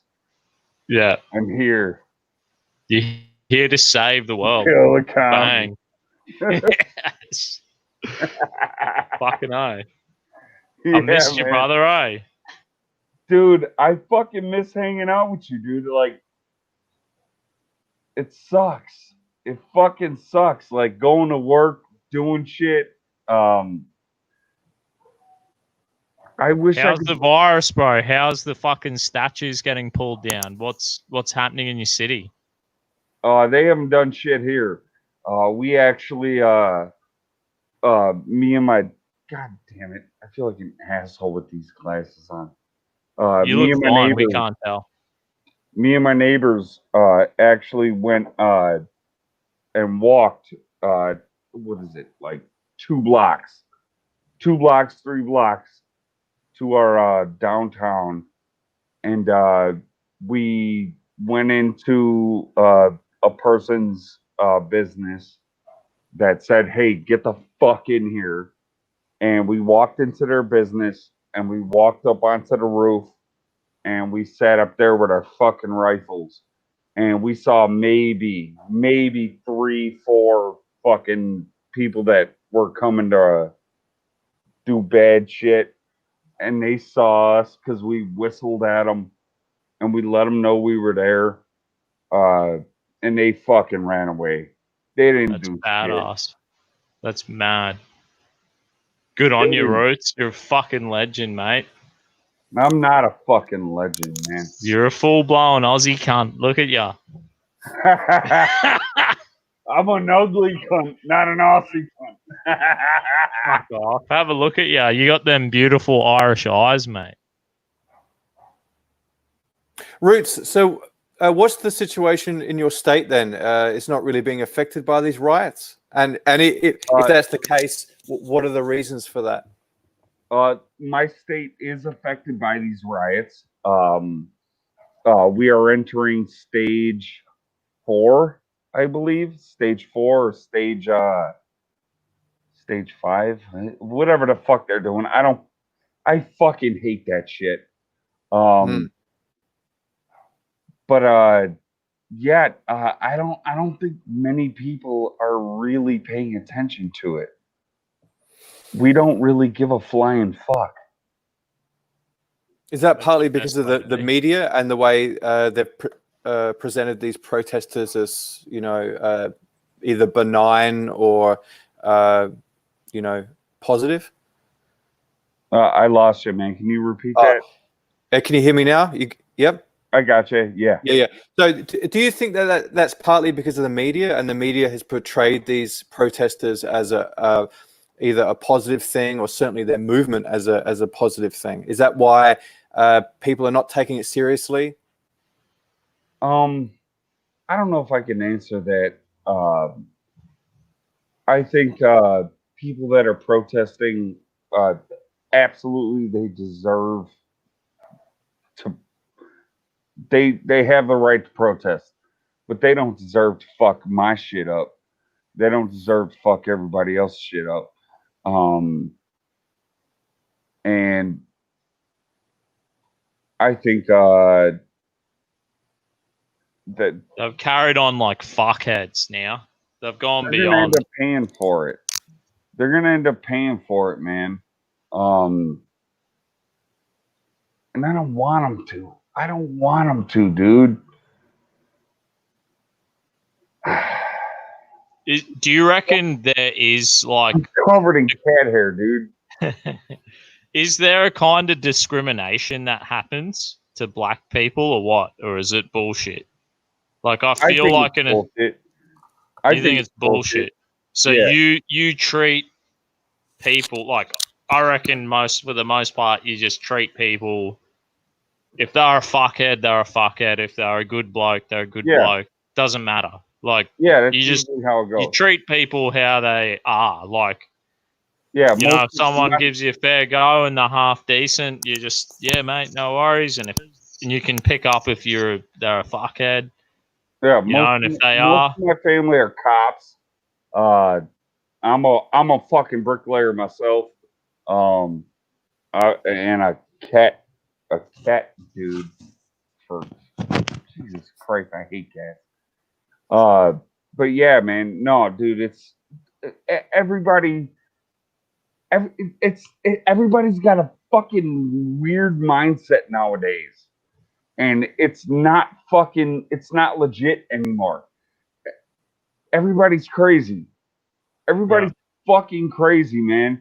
My fucking cousins that are cops are like, yo, Nikki, man, I'm fucking quitting. I'm quitting. I'm done. I don't want to be a cop anymore.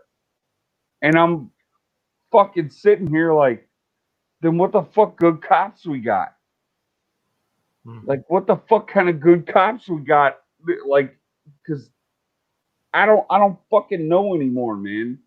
I don't know anymore, man. I'm fucking freaking out. I'm freaking out. I'm actually freaking out in Australia. I'm spending a lot of time following the situation. It's really disturbing. And how can major American cities decide to disband their police force? How can they ever get to that situation? That is insanity. I don't know, but they're doing it. They're doing it. They're doing it. What the fuck do we do, man? What do we do? How do we deal with that? We got to keep doing what we've been always doing, man, and it's just being normal cunts. If we drink the poison, we become like them. And what do you need? The world doesn't need any more fuckheads. Like, there's already too many. Like, we're dealing with, it's good and evil, right and wrong. It's either you're a fuckhead or you're a good cunt. Like, and I don't want to become, if I drink the poison, I will become like them. And I'm not interested. I don't think their lives are happy. Like, I don't think these rioters, these left-wing losers, I don't think they're happy. I don't think they're fulfilled. I don't want to be them. Like, I reckon it's a miserable existence, and that's why they're just fucking political correct word police, the most intolerant people on earth. Like, they are just miserable. And I wouldn't want to fucking, I think they're full of it, and I wouldn't want to be like that for a minute. Like, but the problem is people are being forced to be like that. What's happening culturally is that there's pressure to conform to this movement. If you're a business and you don't post a black square, basically apologizing for everything that you didn't do. Hey, hold on, buddy.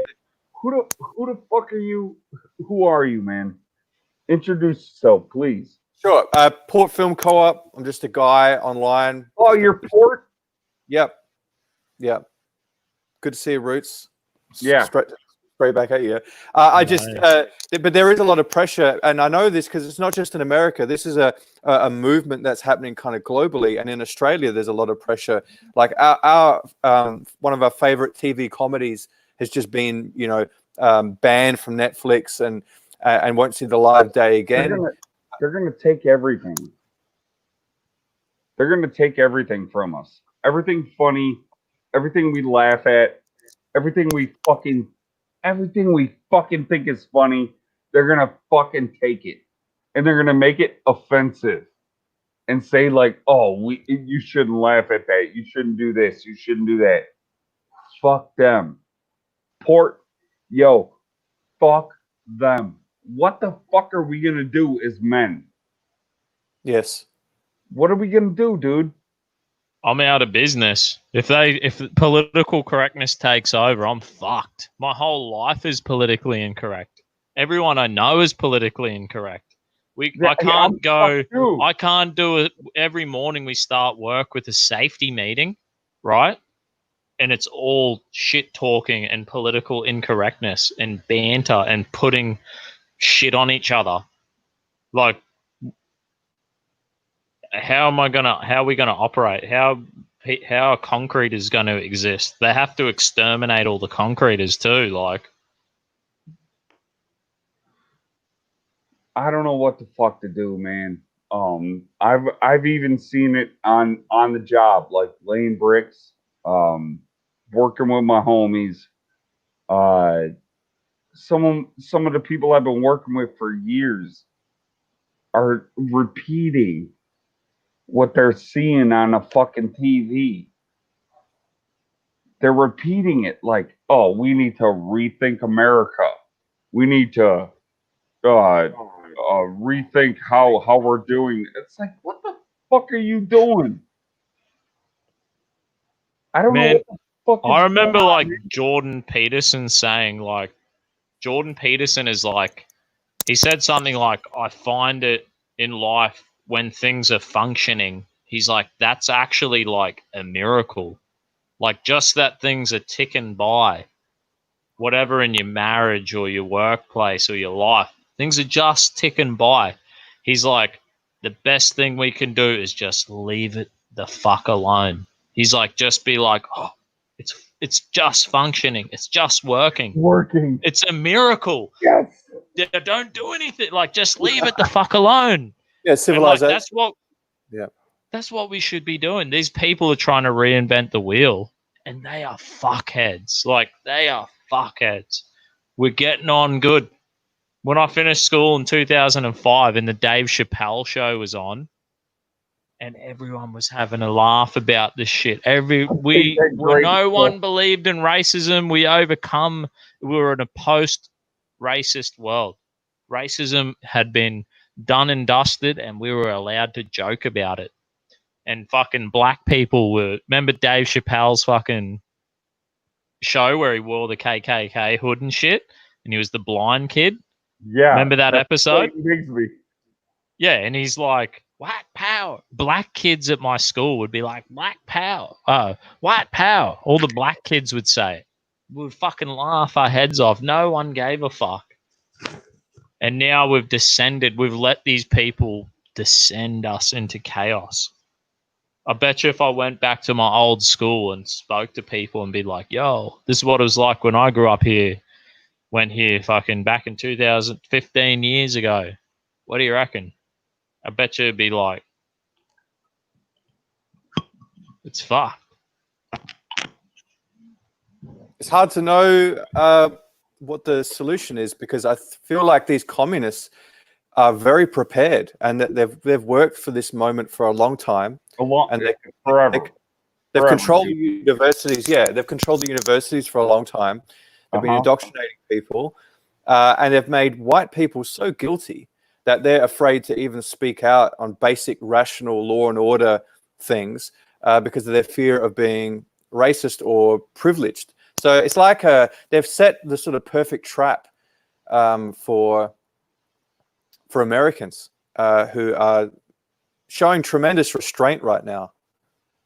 Like, where are the mass shootings and white people going out and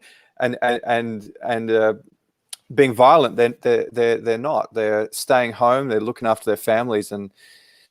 But there's got to be a tipping point, surely. Like, and not only that, really, these people are communists. They're a threat to the nation, and they should be treated as such. Are you an Aussie? Are you an Aussie, yes. Port? Yes. You're an Aussie. We 100% are ready to rock and roll in the U.S. It's just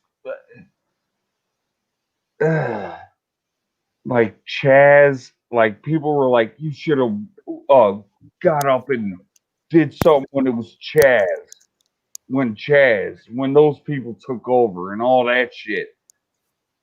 It's like, no, that's kind of fucking faggotry.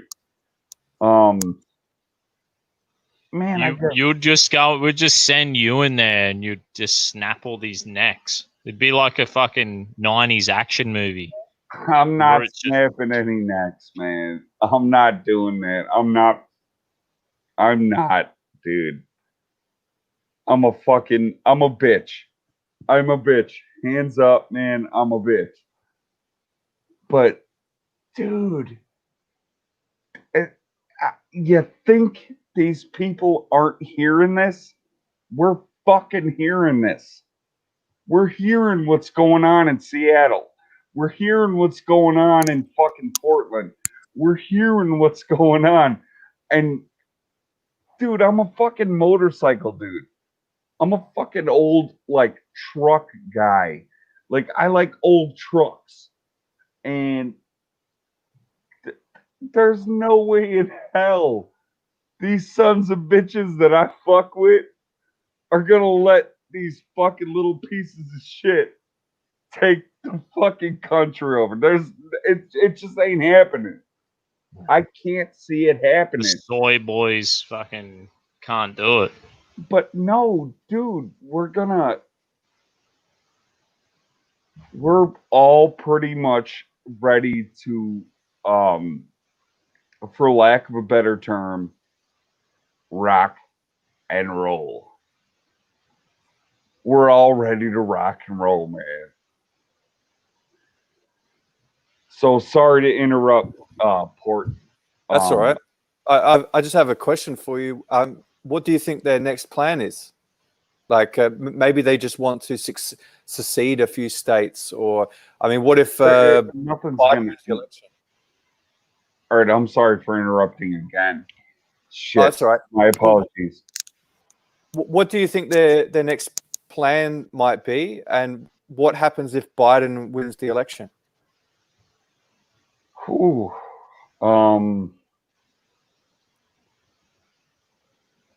if Biden wins the election, people are going to be pissed. And it ain't going to be people like me. It's going to be the normie people. I'm already prepared. I don't know, dude. I don't know. Hasn't he got that? Who's the? Oh, I don't know how to say her name. The young Sheila who's in New York. Cortez or some shit. Cortez, what's her name? The young senator. Alexandria Ocasio-Cortez. Isn't Biden giving her the environmental portfolio if he wins? And she's the bitch who brought forward the Green New Deal. Like, wants to, no planes should ever fly in America again. That's her, man. Insane. Like, insane. Like, Trump just needs, I heard Trump say that at his speech, and his last speech he did on the weekend was at Tulsi or something. And he's just like, Biden has given this bitch the role as environmental minister. She brought out the Green New Deal. No planes in the sky. She wants no planes. It's like insane. Like, if she is on a destruction, she is just detached from reality, that bitch. And Biden's already insane. Like, Biden's already he's just lost his marble. So do you think he's got dementia? Hey, Port, you think fucking Biden is a competent candidate? No, he would just be a figurehead, and there would be people around him that would be running the show, I think. I think he would have been competent maybe 8 years ago, but he's obviously going through a decline, in my view. And that's why he's not doing any press conferences. And I think that he probably won't do many debates with Trump. I'm not a single debate. I don't think there will be one. He'll get savaged. He'll just get fucking absolutely demolished up there, Biden. No. I want to talk to Port. Dusty, chill, man. I kind of got to wrap it up. Oh, for real? Unless I can go and come back in half an hour. Go for it, man. Leave. I'm very concerned with the American situation. I'd love to learn more. I'll come back in half an hour and check. Just don't go do anything out of control, please. Yeah. Porter's the new Dusty. All right. With that beautiful hat on. God bless him. All right, I'll be back in half an hour to check on you. All right? Okay. Hey, Port. Can you hear me? Yes. Hey, man. What the fuck do you think is going on? Oh, shit. God damn it. In my opinion, what's going on is a race war has been contrived to bring about basically a communist revolution, but it will be a kind of communism we haven't seen before, because this is not Russia in the early 1900s. This is a modern era. It's a different nation. It's a Western nation. I think this is something they've worked for a long time, and they've seized the moment because of Corona lockdowns. So let's just say that Corona was an organic disease. It did happen. You think they seized the moment, or did they create the moment? I'm not. Well, in a way, it doesn't matter. It's happened. I think either way, let's just assume that it's a real disease. That Corona was a real disease that happened organically. Okay. They've seized the moment. But it would make perfect sense that it was also intentional. So I'm open either way.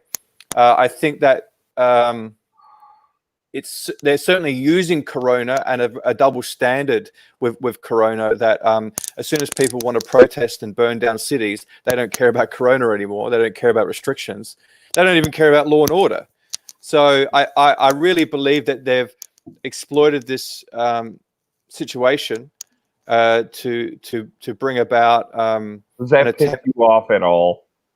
Absolutely. I'm very disappointed in America itself that it couldn't prevent this from happening.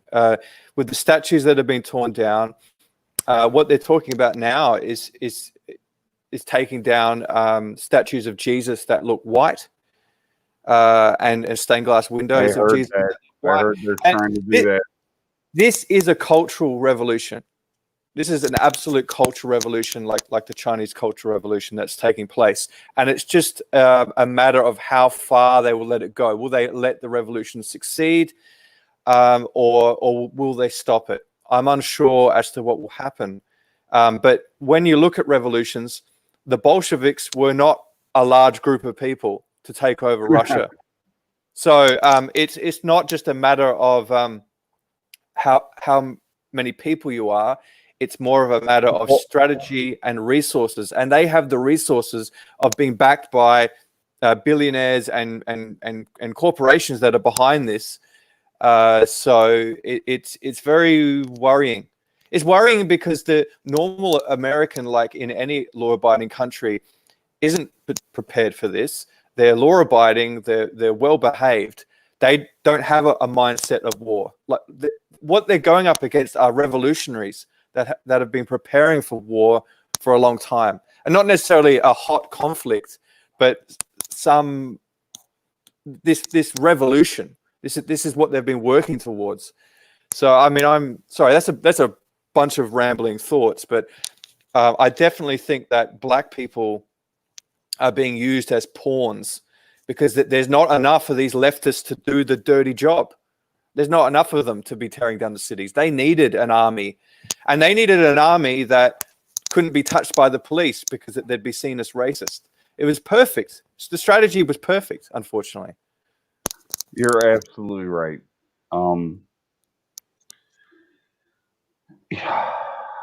There's nothing I can argue with what you said. And I'm pretty fucking hammered right now. I feel pretty good. Stupid fucking cat laid on my goddamn sweater.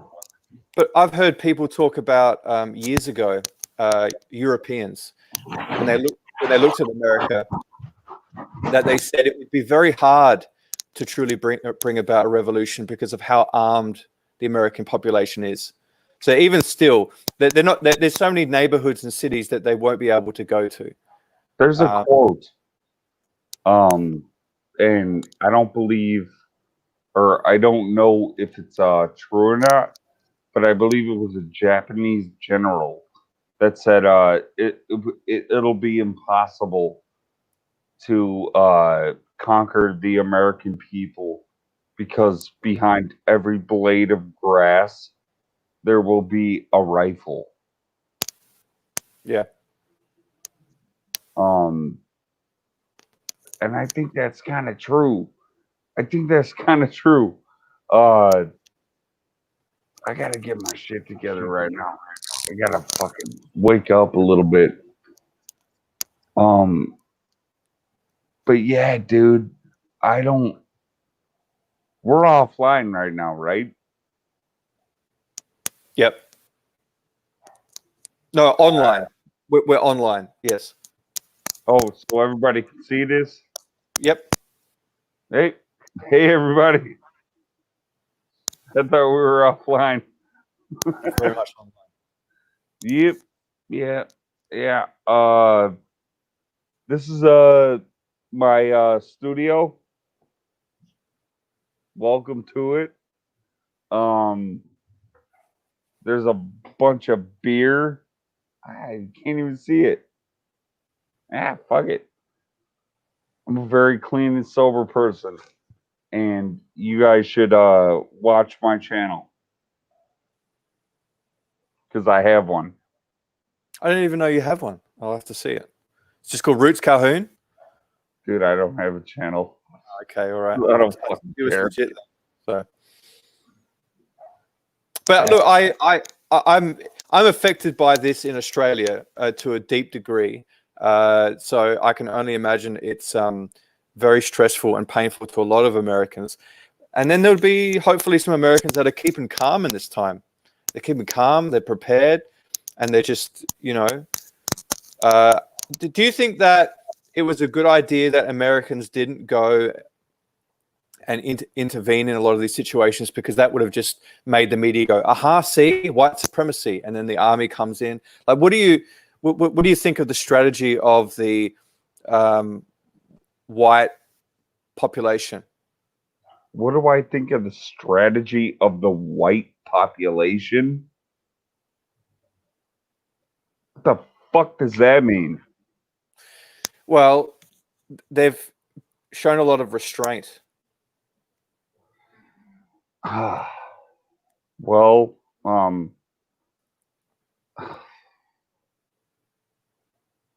I think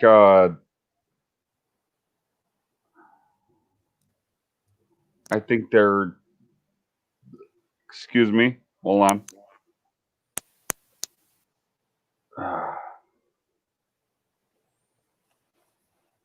I think they're coming. I think I think the silent people,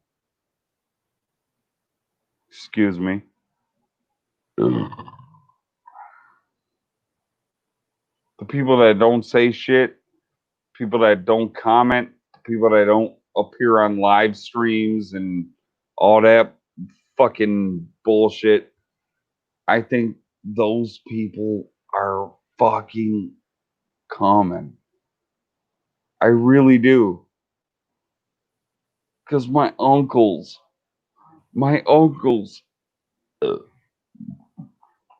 excuse me again, my uncles and my fucking uncles' uncles and my second cousins and all these motherfuckers, I think they're all like, what the fuck? And it's kind of fucked up. And we all want to be like pro union, pro people, pro like worker, all that shit, but man. That's not how that shit goes. That's not how this shit goes. Yeah. Like, you about to get your fucking ass whooped. And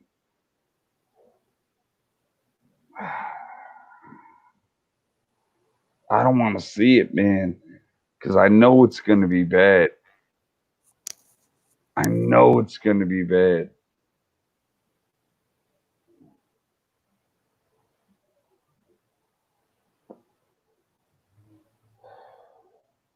Play a good song, man. Oh, I don't have a piano like the guest that had to leave, unfortunately. Yeah, I just don't know what how America has allowed this to happen. It's a form of insanity. It's a form of insanity. It's full of insanity because we allow that type of behavior. It's the First fucking Amendment. We allow that shit. That's why it's fucking happening. And these people take advantage of it, and then they try to circumvent the First Amendment and say, like, oh, well, you can't do this. You can't. Get the fuck out of here, man. Everybody should be allowed to say what they have to say. And goddamn, it's a catch-22. Yeah. But it seems like a very uneven rule of law. It's law for some, but then not for others, and it's inconsistent, and that's an impossible situation to be in. So you've got law-abiding people who are expected to act one way, and then you have a group of revolutionaries that are free to carve up cities into autonomous zones. I mean, it's unsustainable. I don't know what the backlash is going to be, but it's going to have to happen. I mean, you must be very disappointed in Trump. I am.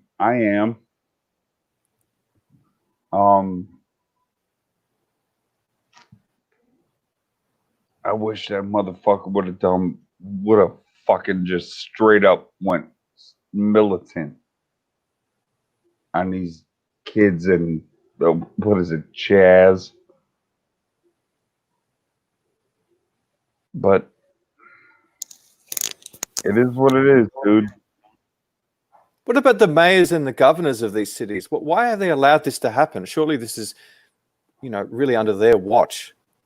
I mean, in some cases be held accountable. They should be held accountable because this should not happen. But you have to think about the First Amendment, and you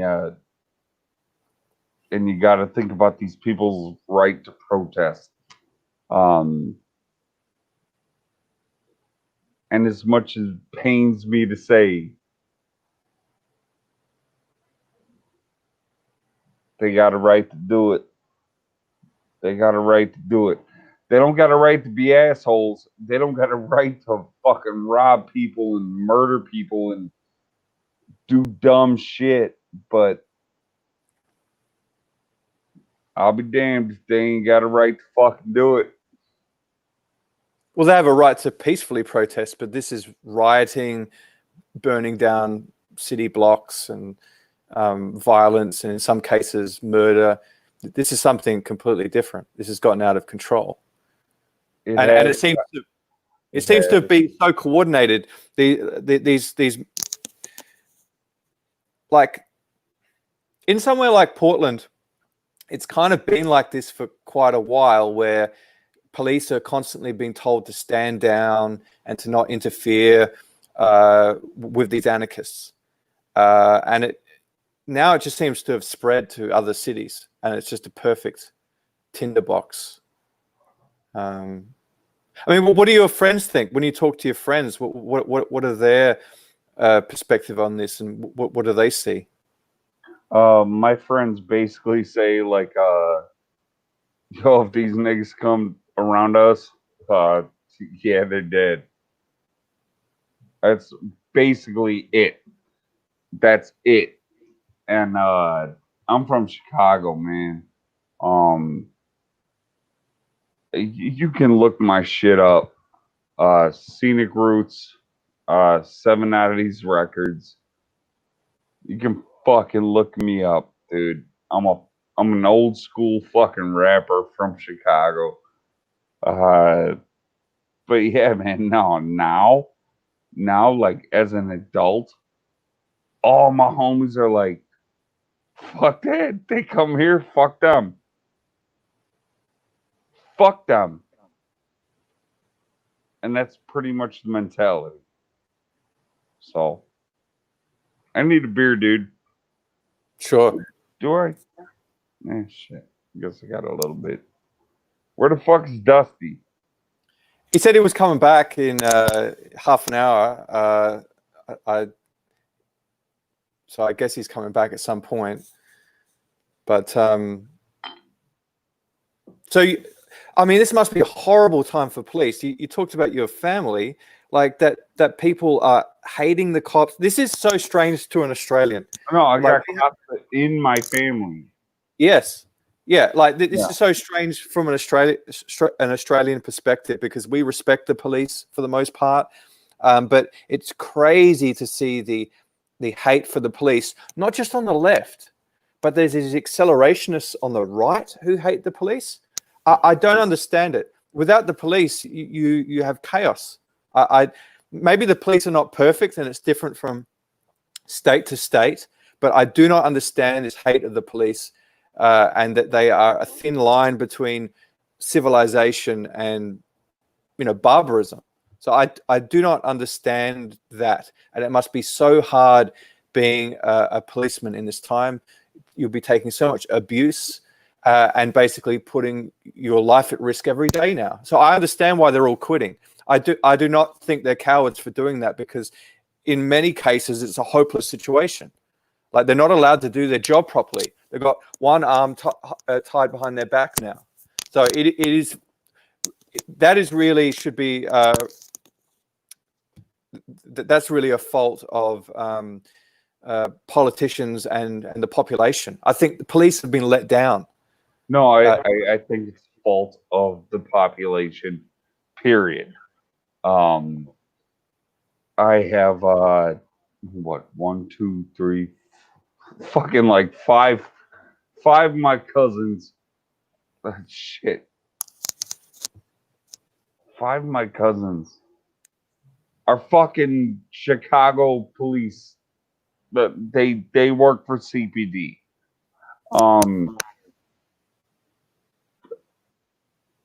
I believe everything they say because I lived it. Because I was on the other side of that. When I was a kid, I did bad shit. I did dumb shit. I was on the other side of the fucking law. And I was running from them. But my cousins are good dudes. They're upholding the law. And they're trying to fucking put the bad people in jail, I guess. I guess that's what you'd say. Now they're being fucking hammered. They're being hammered. Why am I hearing all this shit in my fucking ear?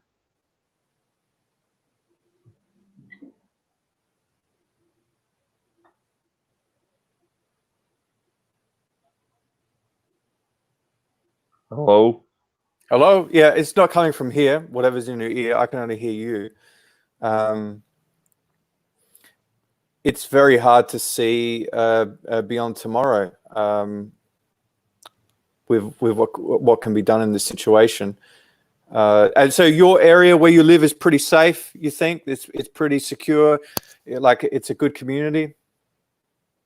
Oh, right now? Yeah, where you are, yeah. Oh, where I am, it's fine. Ain't nobody doing shit. man. Me and my neighbors all fucking. We all hang out.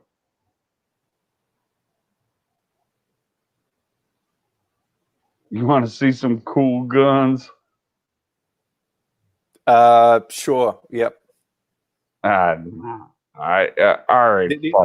My only worry is this is Dusty's channel, and I don't know if he's all right about it. I would love to see them. I would love to see you. Dusty knows. Dusty knows I'm a gun nut, man. He knows I'm a gun nut. He knows. So what is that one? What is that? What actually is it? What is this? This is Springfield. Springfield. 45 3.8 compact. Yeah, it's a nice gun. This is a nice gun. Took it out. Took it out. Yeah.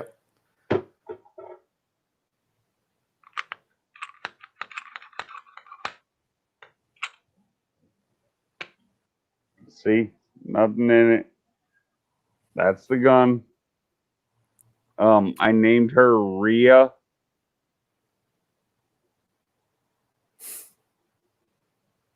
Very nice.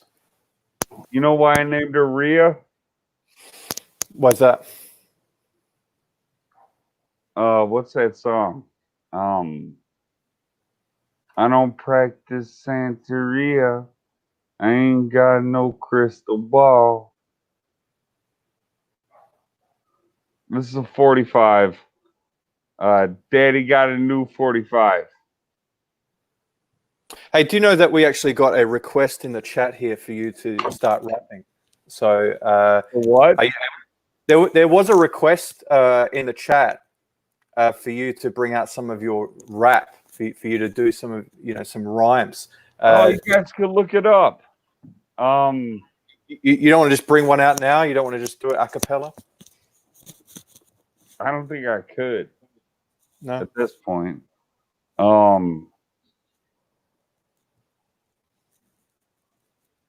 Nah, man. Hell no, I can't rap right now. No. Okay. No, dude, go if you're able to, play some shit. You can go to 7 out of these records. Oh, that's on. I don't know how to play it through here. I don't know how. I don't think I can play it because this is Streamlabs, but it's on Dusty's end. He's just left, so I wouldn't know how to put the sound in here. I wouldn't know how to do it. That shit. Let me look. Hold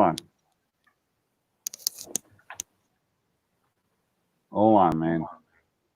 So just to the audience at home, we're just doing this on the fly. You know, this is overtime. You know, we've got the great guest Roots on, so you know we're just you know, bit of improv. But I thought it was important to ask you some questions because so many people are worried about what's happening, and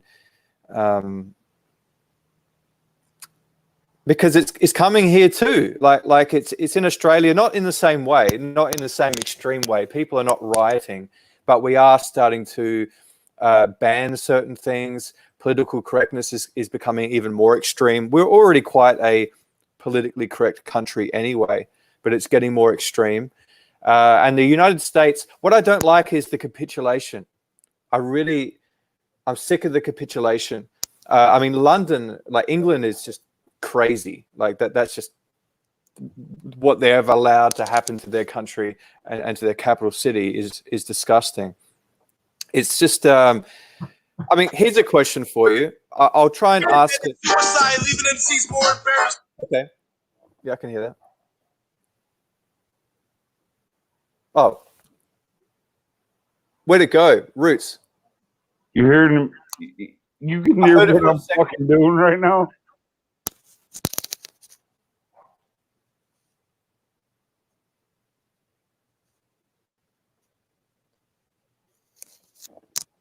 Are you playing it or what? Hold on.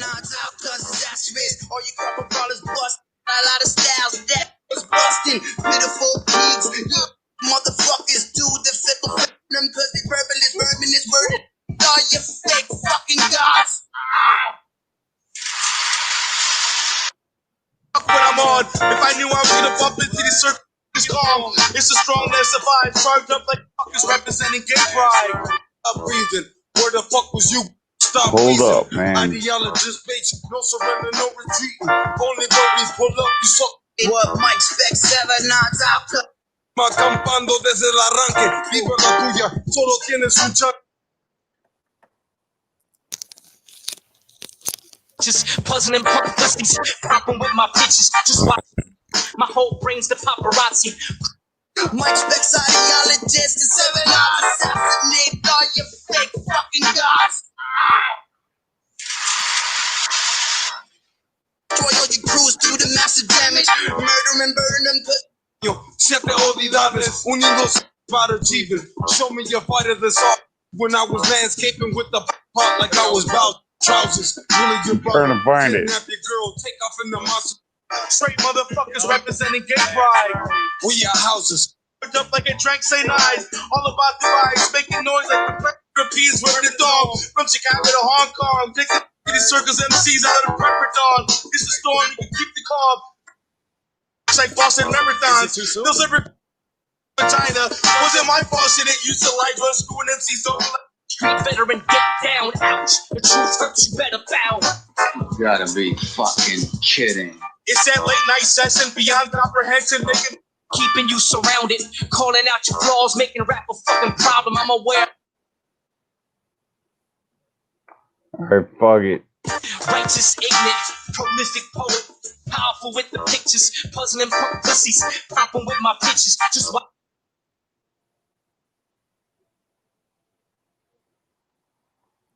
So what were we listening to there? What was that? Is that you? Or? Were you listening to it? Yeah. How the fuck were you listening to it? You were playing it through the thing. Yeah. I could hear it. Was the audience, could the audience hear that? I No could hear it. fucking way. Can Y'all, the chat just say if they heard that or not? Yes. Yes, they did. Yeah. what the fuck? Yeah, we've got the power to make it happen. Was that you? No, that was my buddies. Whoa, hold on. Wait, you didn't even hear me. What the fuck? Yeah, I heard all the music. Yeah. I hate you guys. That means you can play some of your music through the thing if you want. Who the fuck else is talking right now? There's a few people watching. About a dozen. 14. All right, man. All right, hold up. Hold up, man. Fuck.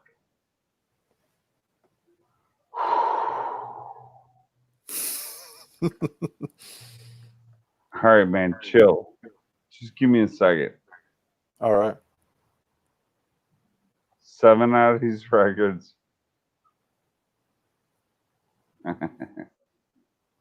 Here you go. This shit's so stupid. Oh, this is the worst. This is the worst.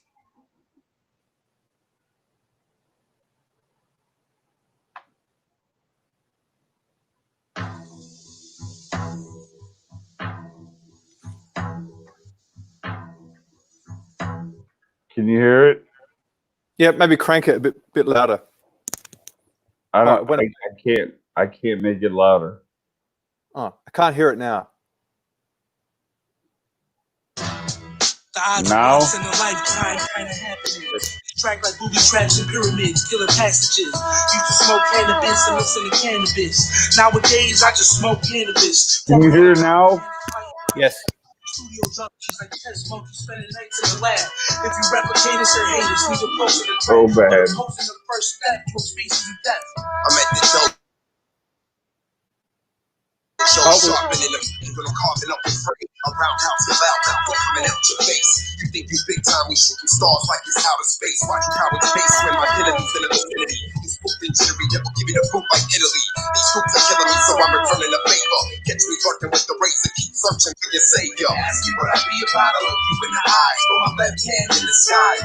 Make a gesture like I'm shooting at the ground and say I'm stepping till I die. Who's around your neck, who's your breath, from your neck tied. Ask me what I be about, I look you in the eyes. Throw my left hand in the sky.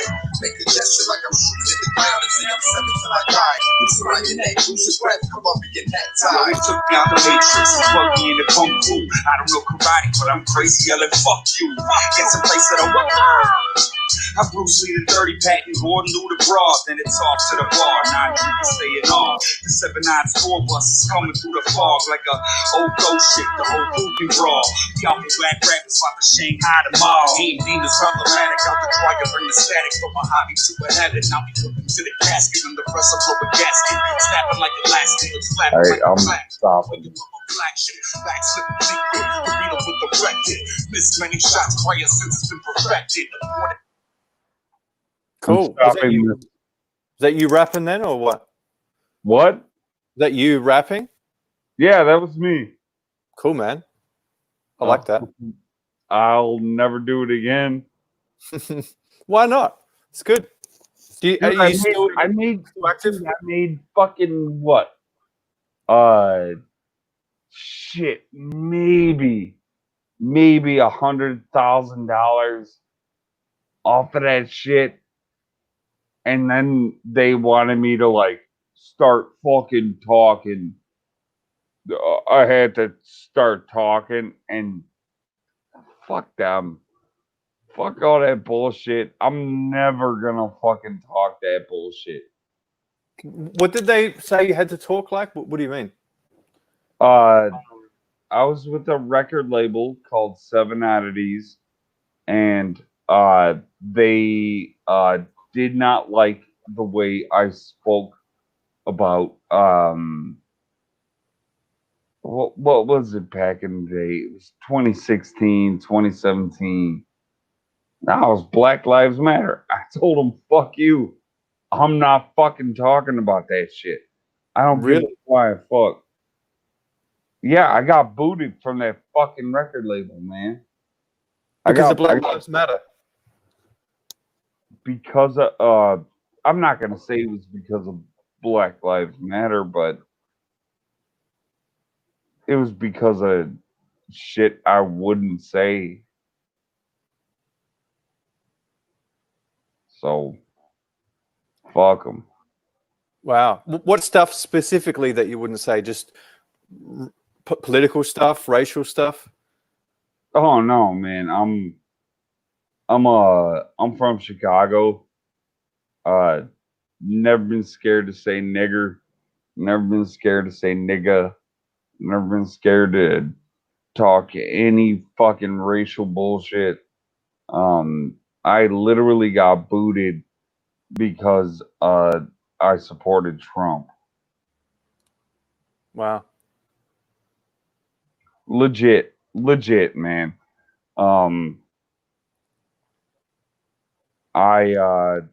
was telling my label mates that you have to fucking vote Republican or else your fucking rights are gonna go away. Or like I got fucked, man. I got fucked, and I got fucked out of money too. But I don't give a flying fuck about the money. Well, that is bad. So the political situation was bad even back then. Oh, and yeah, like 2016, 2017. Hell yeah. Dude, I built that fucking studio. You can fucking look it up. Fallout Shelter Studios, Chicago. I built that fucking studio with my buddy Tommy. My buddy Tommy don't even fuck with these niggas no more. And yeah, man, I was recording music for him. I was writing hooks for him. I was fucking doing everything. And Joe, they fucking just cut me off. They cut me off, man.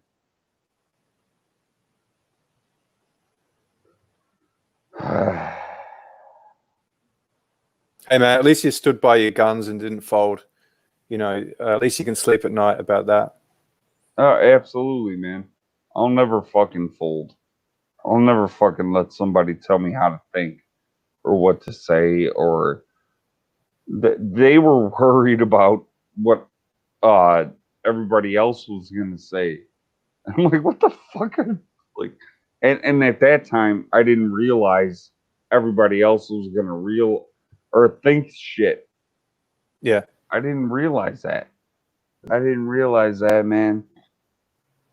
And even if I fucking realized it, I still would have done the same fucking thing. Fuck you. I'm not fucking doing this shit. Yeah. Well, that's you were right. You know, you're right. It's gotten worse, and yeah, we suffer the same things in Australia in a different way. But there's a lot of conformity, particularly in the arts, because the arts controls culture. Like the arts controls politics. Well, culture controls politics, and so there's a lot of conformity. I wrote an article recently. I had a huge backlash online because I was defending that comedian that had a TV show who's had his show completely removed from Netflix. He's had 4 TV series just removed overnight. And just by saying, you know, I called out the arts community. I said, look, you guys are cowards. You guys are cowards because you want to get paid. And you're willing to stay silent because you want to get paid. And so people kind of went nuts online, you know, calling me all kinds of stuff. But I know it's the truth. And I know it's a harder life when you say these things. You do get isolated because, yeah, you're going to get dropped by labels and all these things. But you can't allow it to destroy you. And you got to keep working. I hope you still produce music. I hope you're just doing it. I mean, you're still active artistically.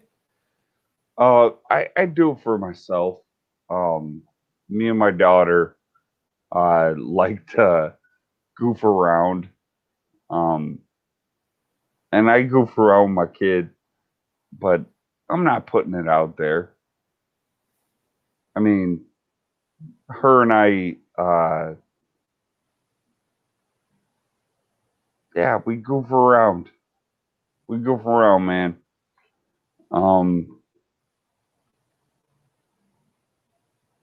And that's better than anything these fucking cunts and sons of bitches can give me. I'm just fucking around my kid. So fuck them. We write songs all the time. Cool. Dusty, you're in the chat there. You coming back or what? Come on. I can't see the chat, man.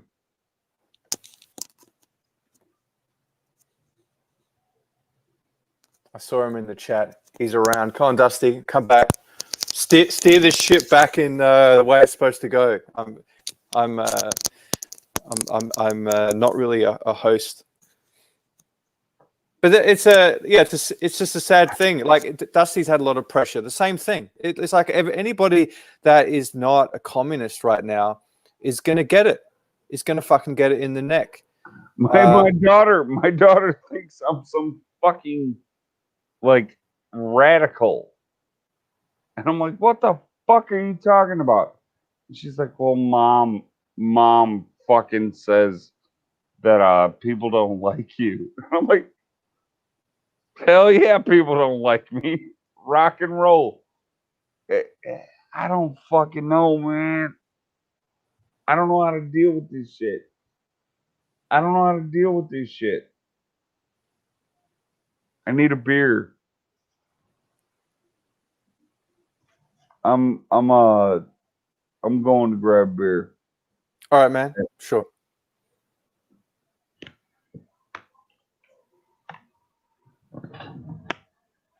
All right, I'll try and entertain you all while Roots is getting a beer. I didn't realize the show was going to go this long, and I didn't realize Dusty would leave the show. This is not planned. It's been a very interesting day with David Hiscox and Roots, both musicians, so musically themed today. But all you guys in the chat would know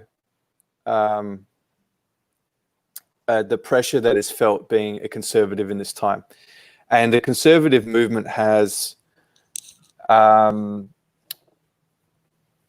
really compromised because of that. So it's, that's why I said earlier that I'm skeptical of civic nationalism, because I think civic nationalism is like a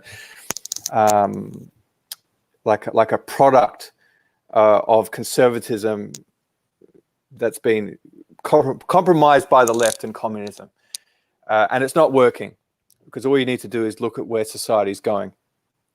So everyone in the chat would know the pressure. You wouldn't be here if you haven't felt that pressure yourself in your normal life. It's unavoidable. I mean, your favorite TV shows are being banned, but you'll notice things in the workplace. You'll probably notice things even in sport and everything. So I think it's really serious, and I really like that Dusty is basically taking communism head on, because this is communism. And the more that you study communism, the more you realize that what's happening now, these are the precursors to when shit gets really bad. And right now in America, it is getting really bad. It's horrible. My heart weeps. It really does. It's a kind of insanity. People are cheering for their cities to be burnt down. And these are not just black people. There's white people doing this as well. I have white friends in Portland, Oregon, who are happy with this to happen. They think it needs to happen, and that it's going to bring about some kind of positive change. That's insane. If you think that racism is going to be solved by black people rioting and looting, do you think that they're going to be trusted next time they walk into a shop? I mean, it's only natural people are going to be wary and suspicious when black people come in the store if your shop was, torn to pieces a month earlier or even a year earlier. People don't forget. So I think this is a real shame that what's happened. It's a real backward step for America, but a backward step for the West. So I am very worried, and I know that Roots has had a couple of beers and maybe a spliff, but I do appreciate that he's opening up about how he feels, because it's horrifying. All right, he's got 2 beers. Dusty, you coming back? Where are you, buddy?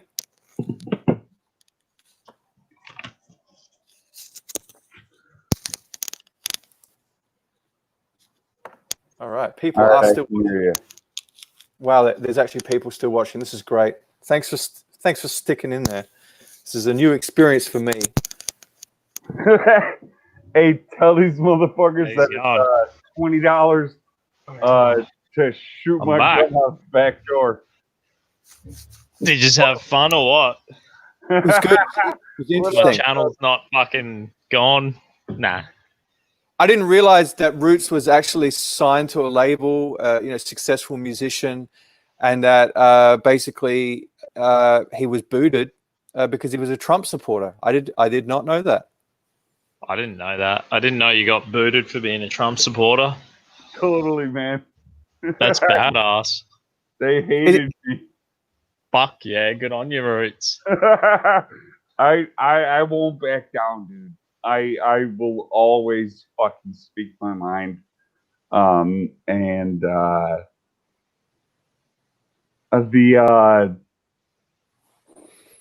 colored didn't really like what I had to say. So, fuck them. Good on you, Roots. Yeah. Well, I think I'm gonna have to shut it down, boys, because the missus is for us to be two hands reaching in here and fucking strangling me.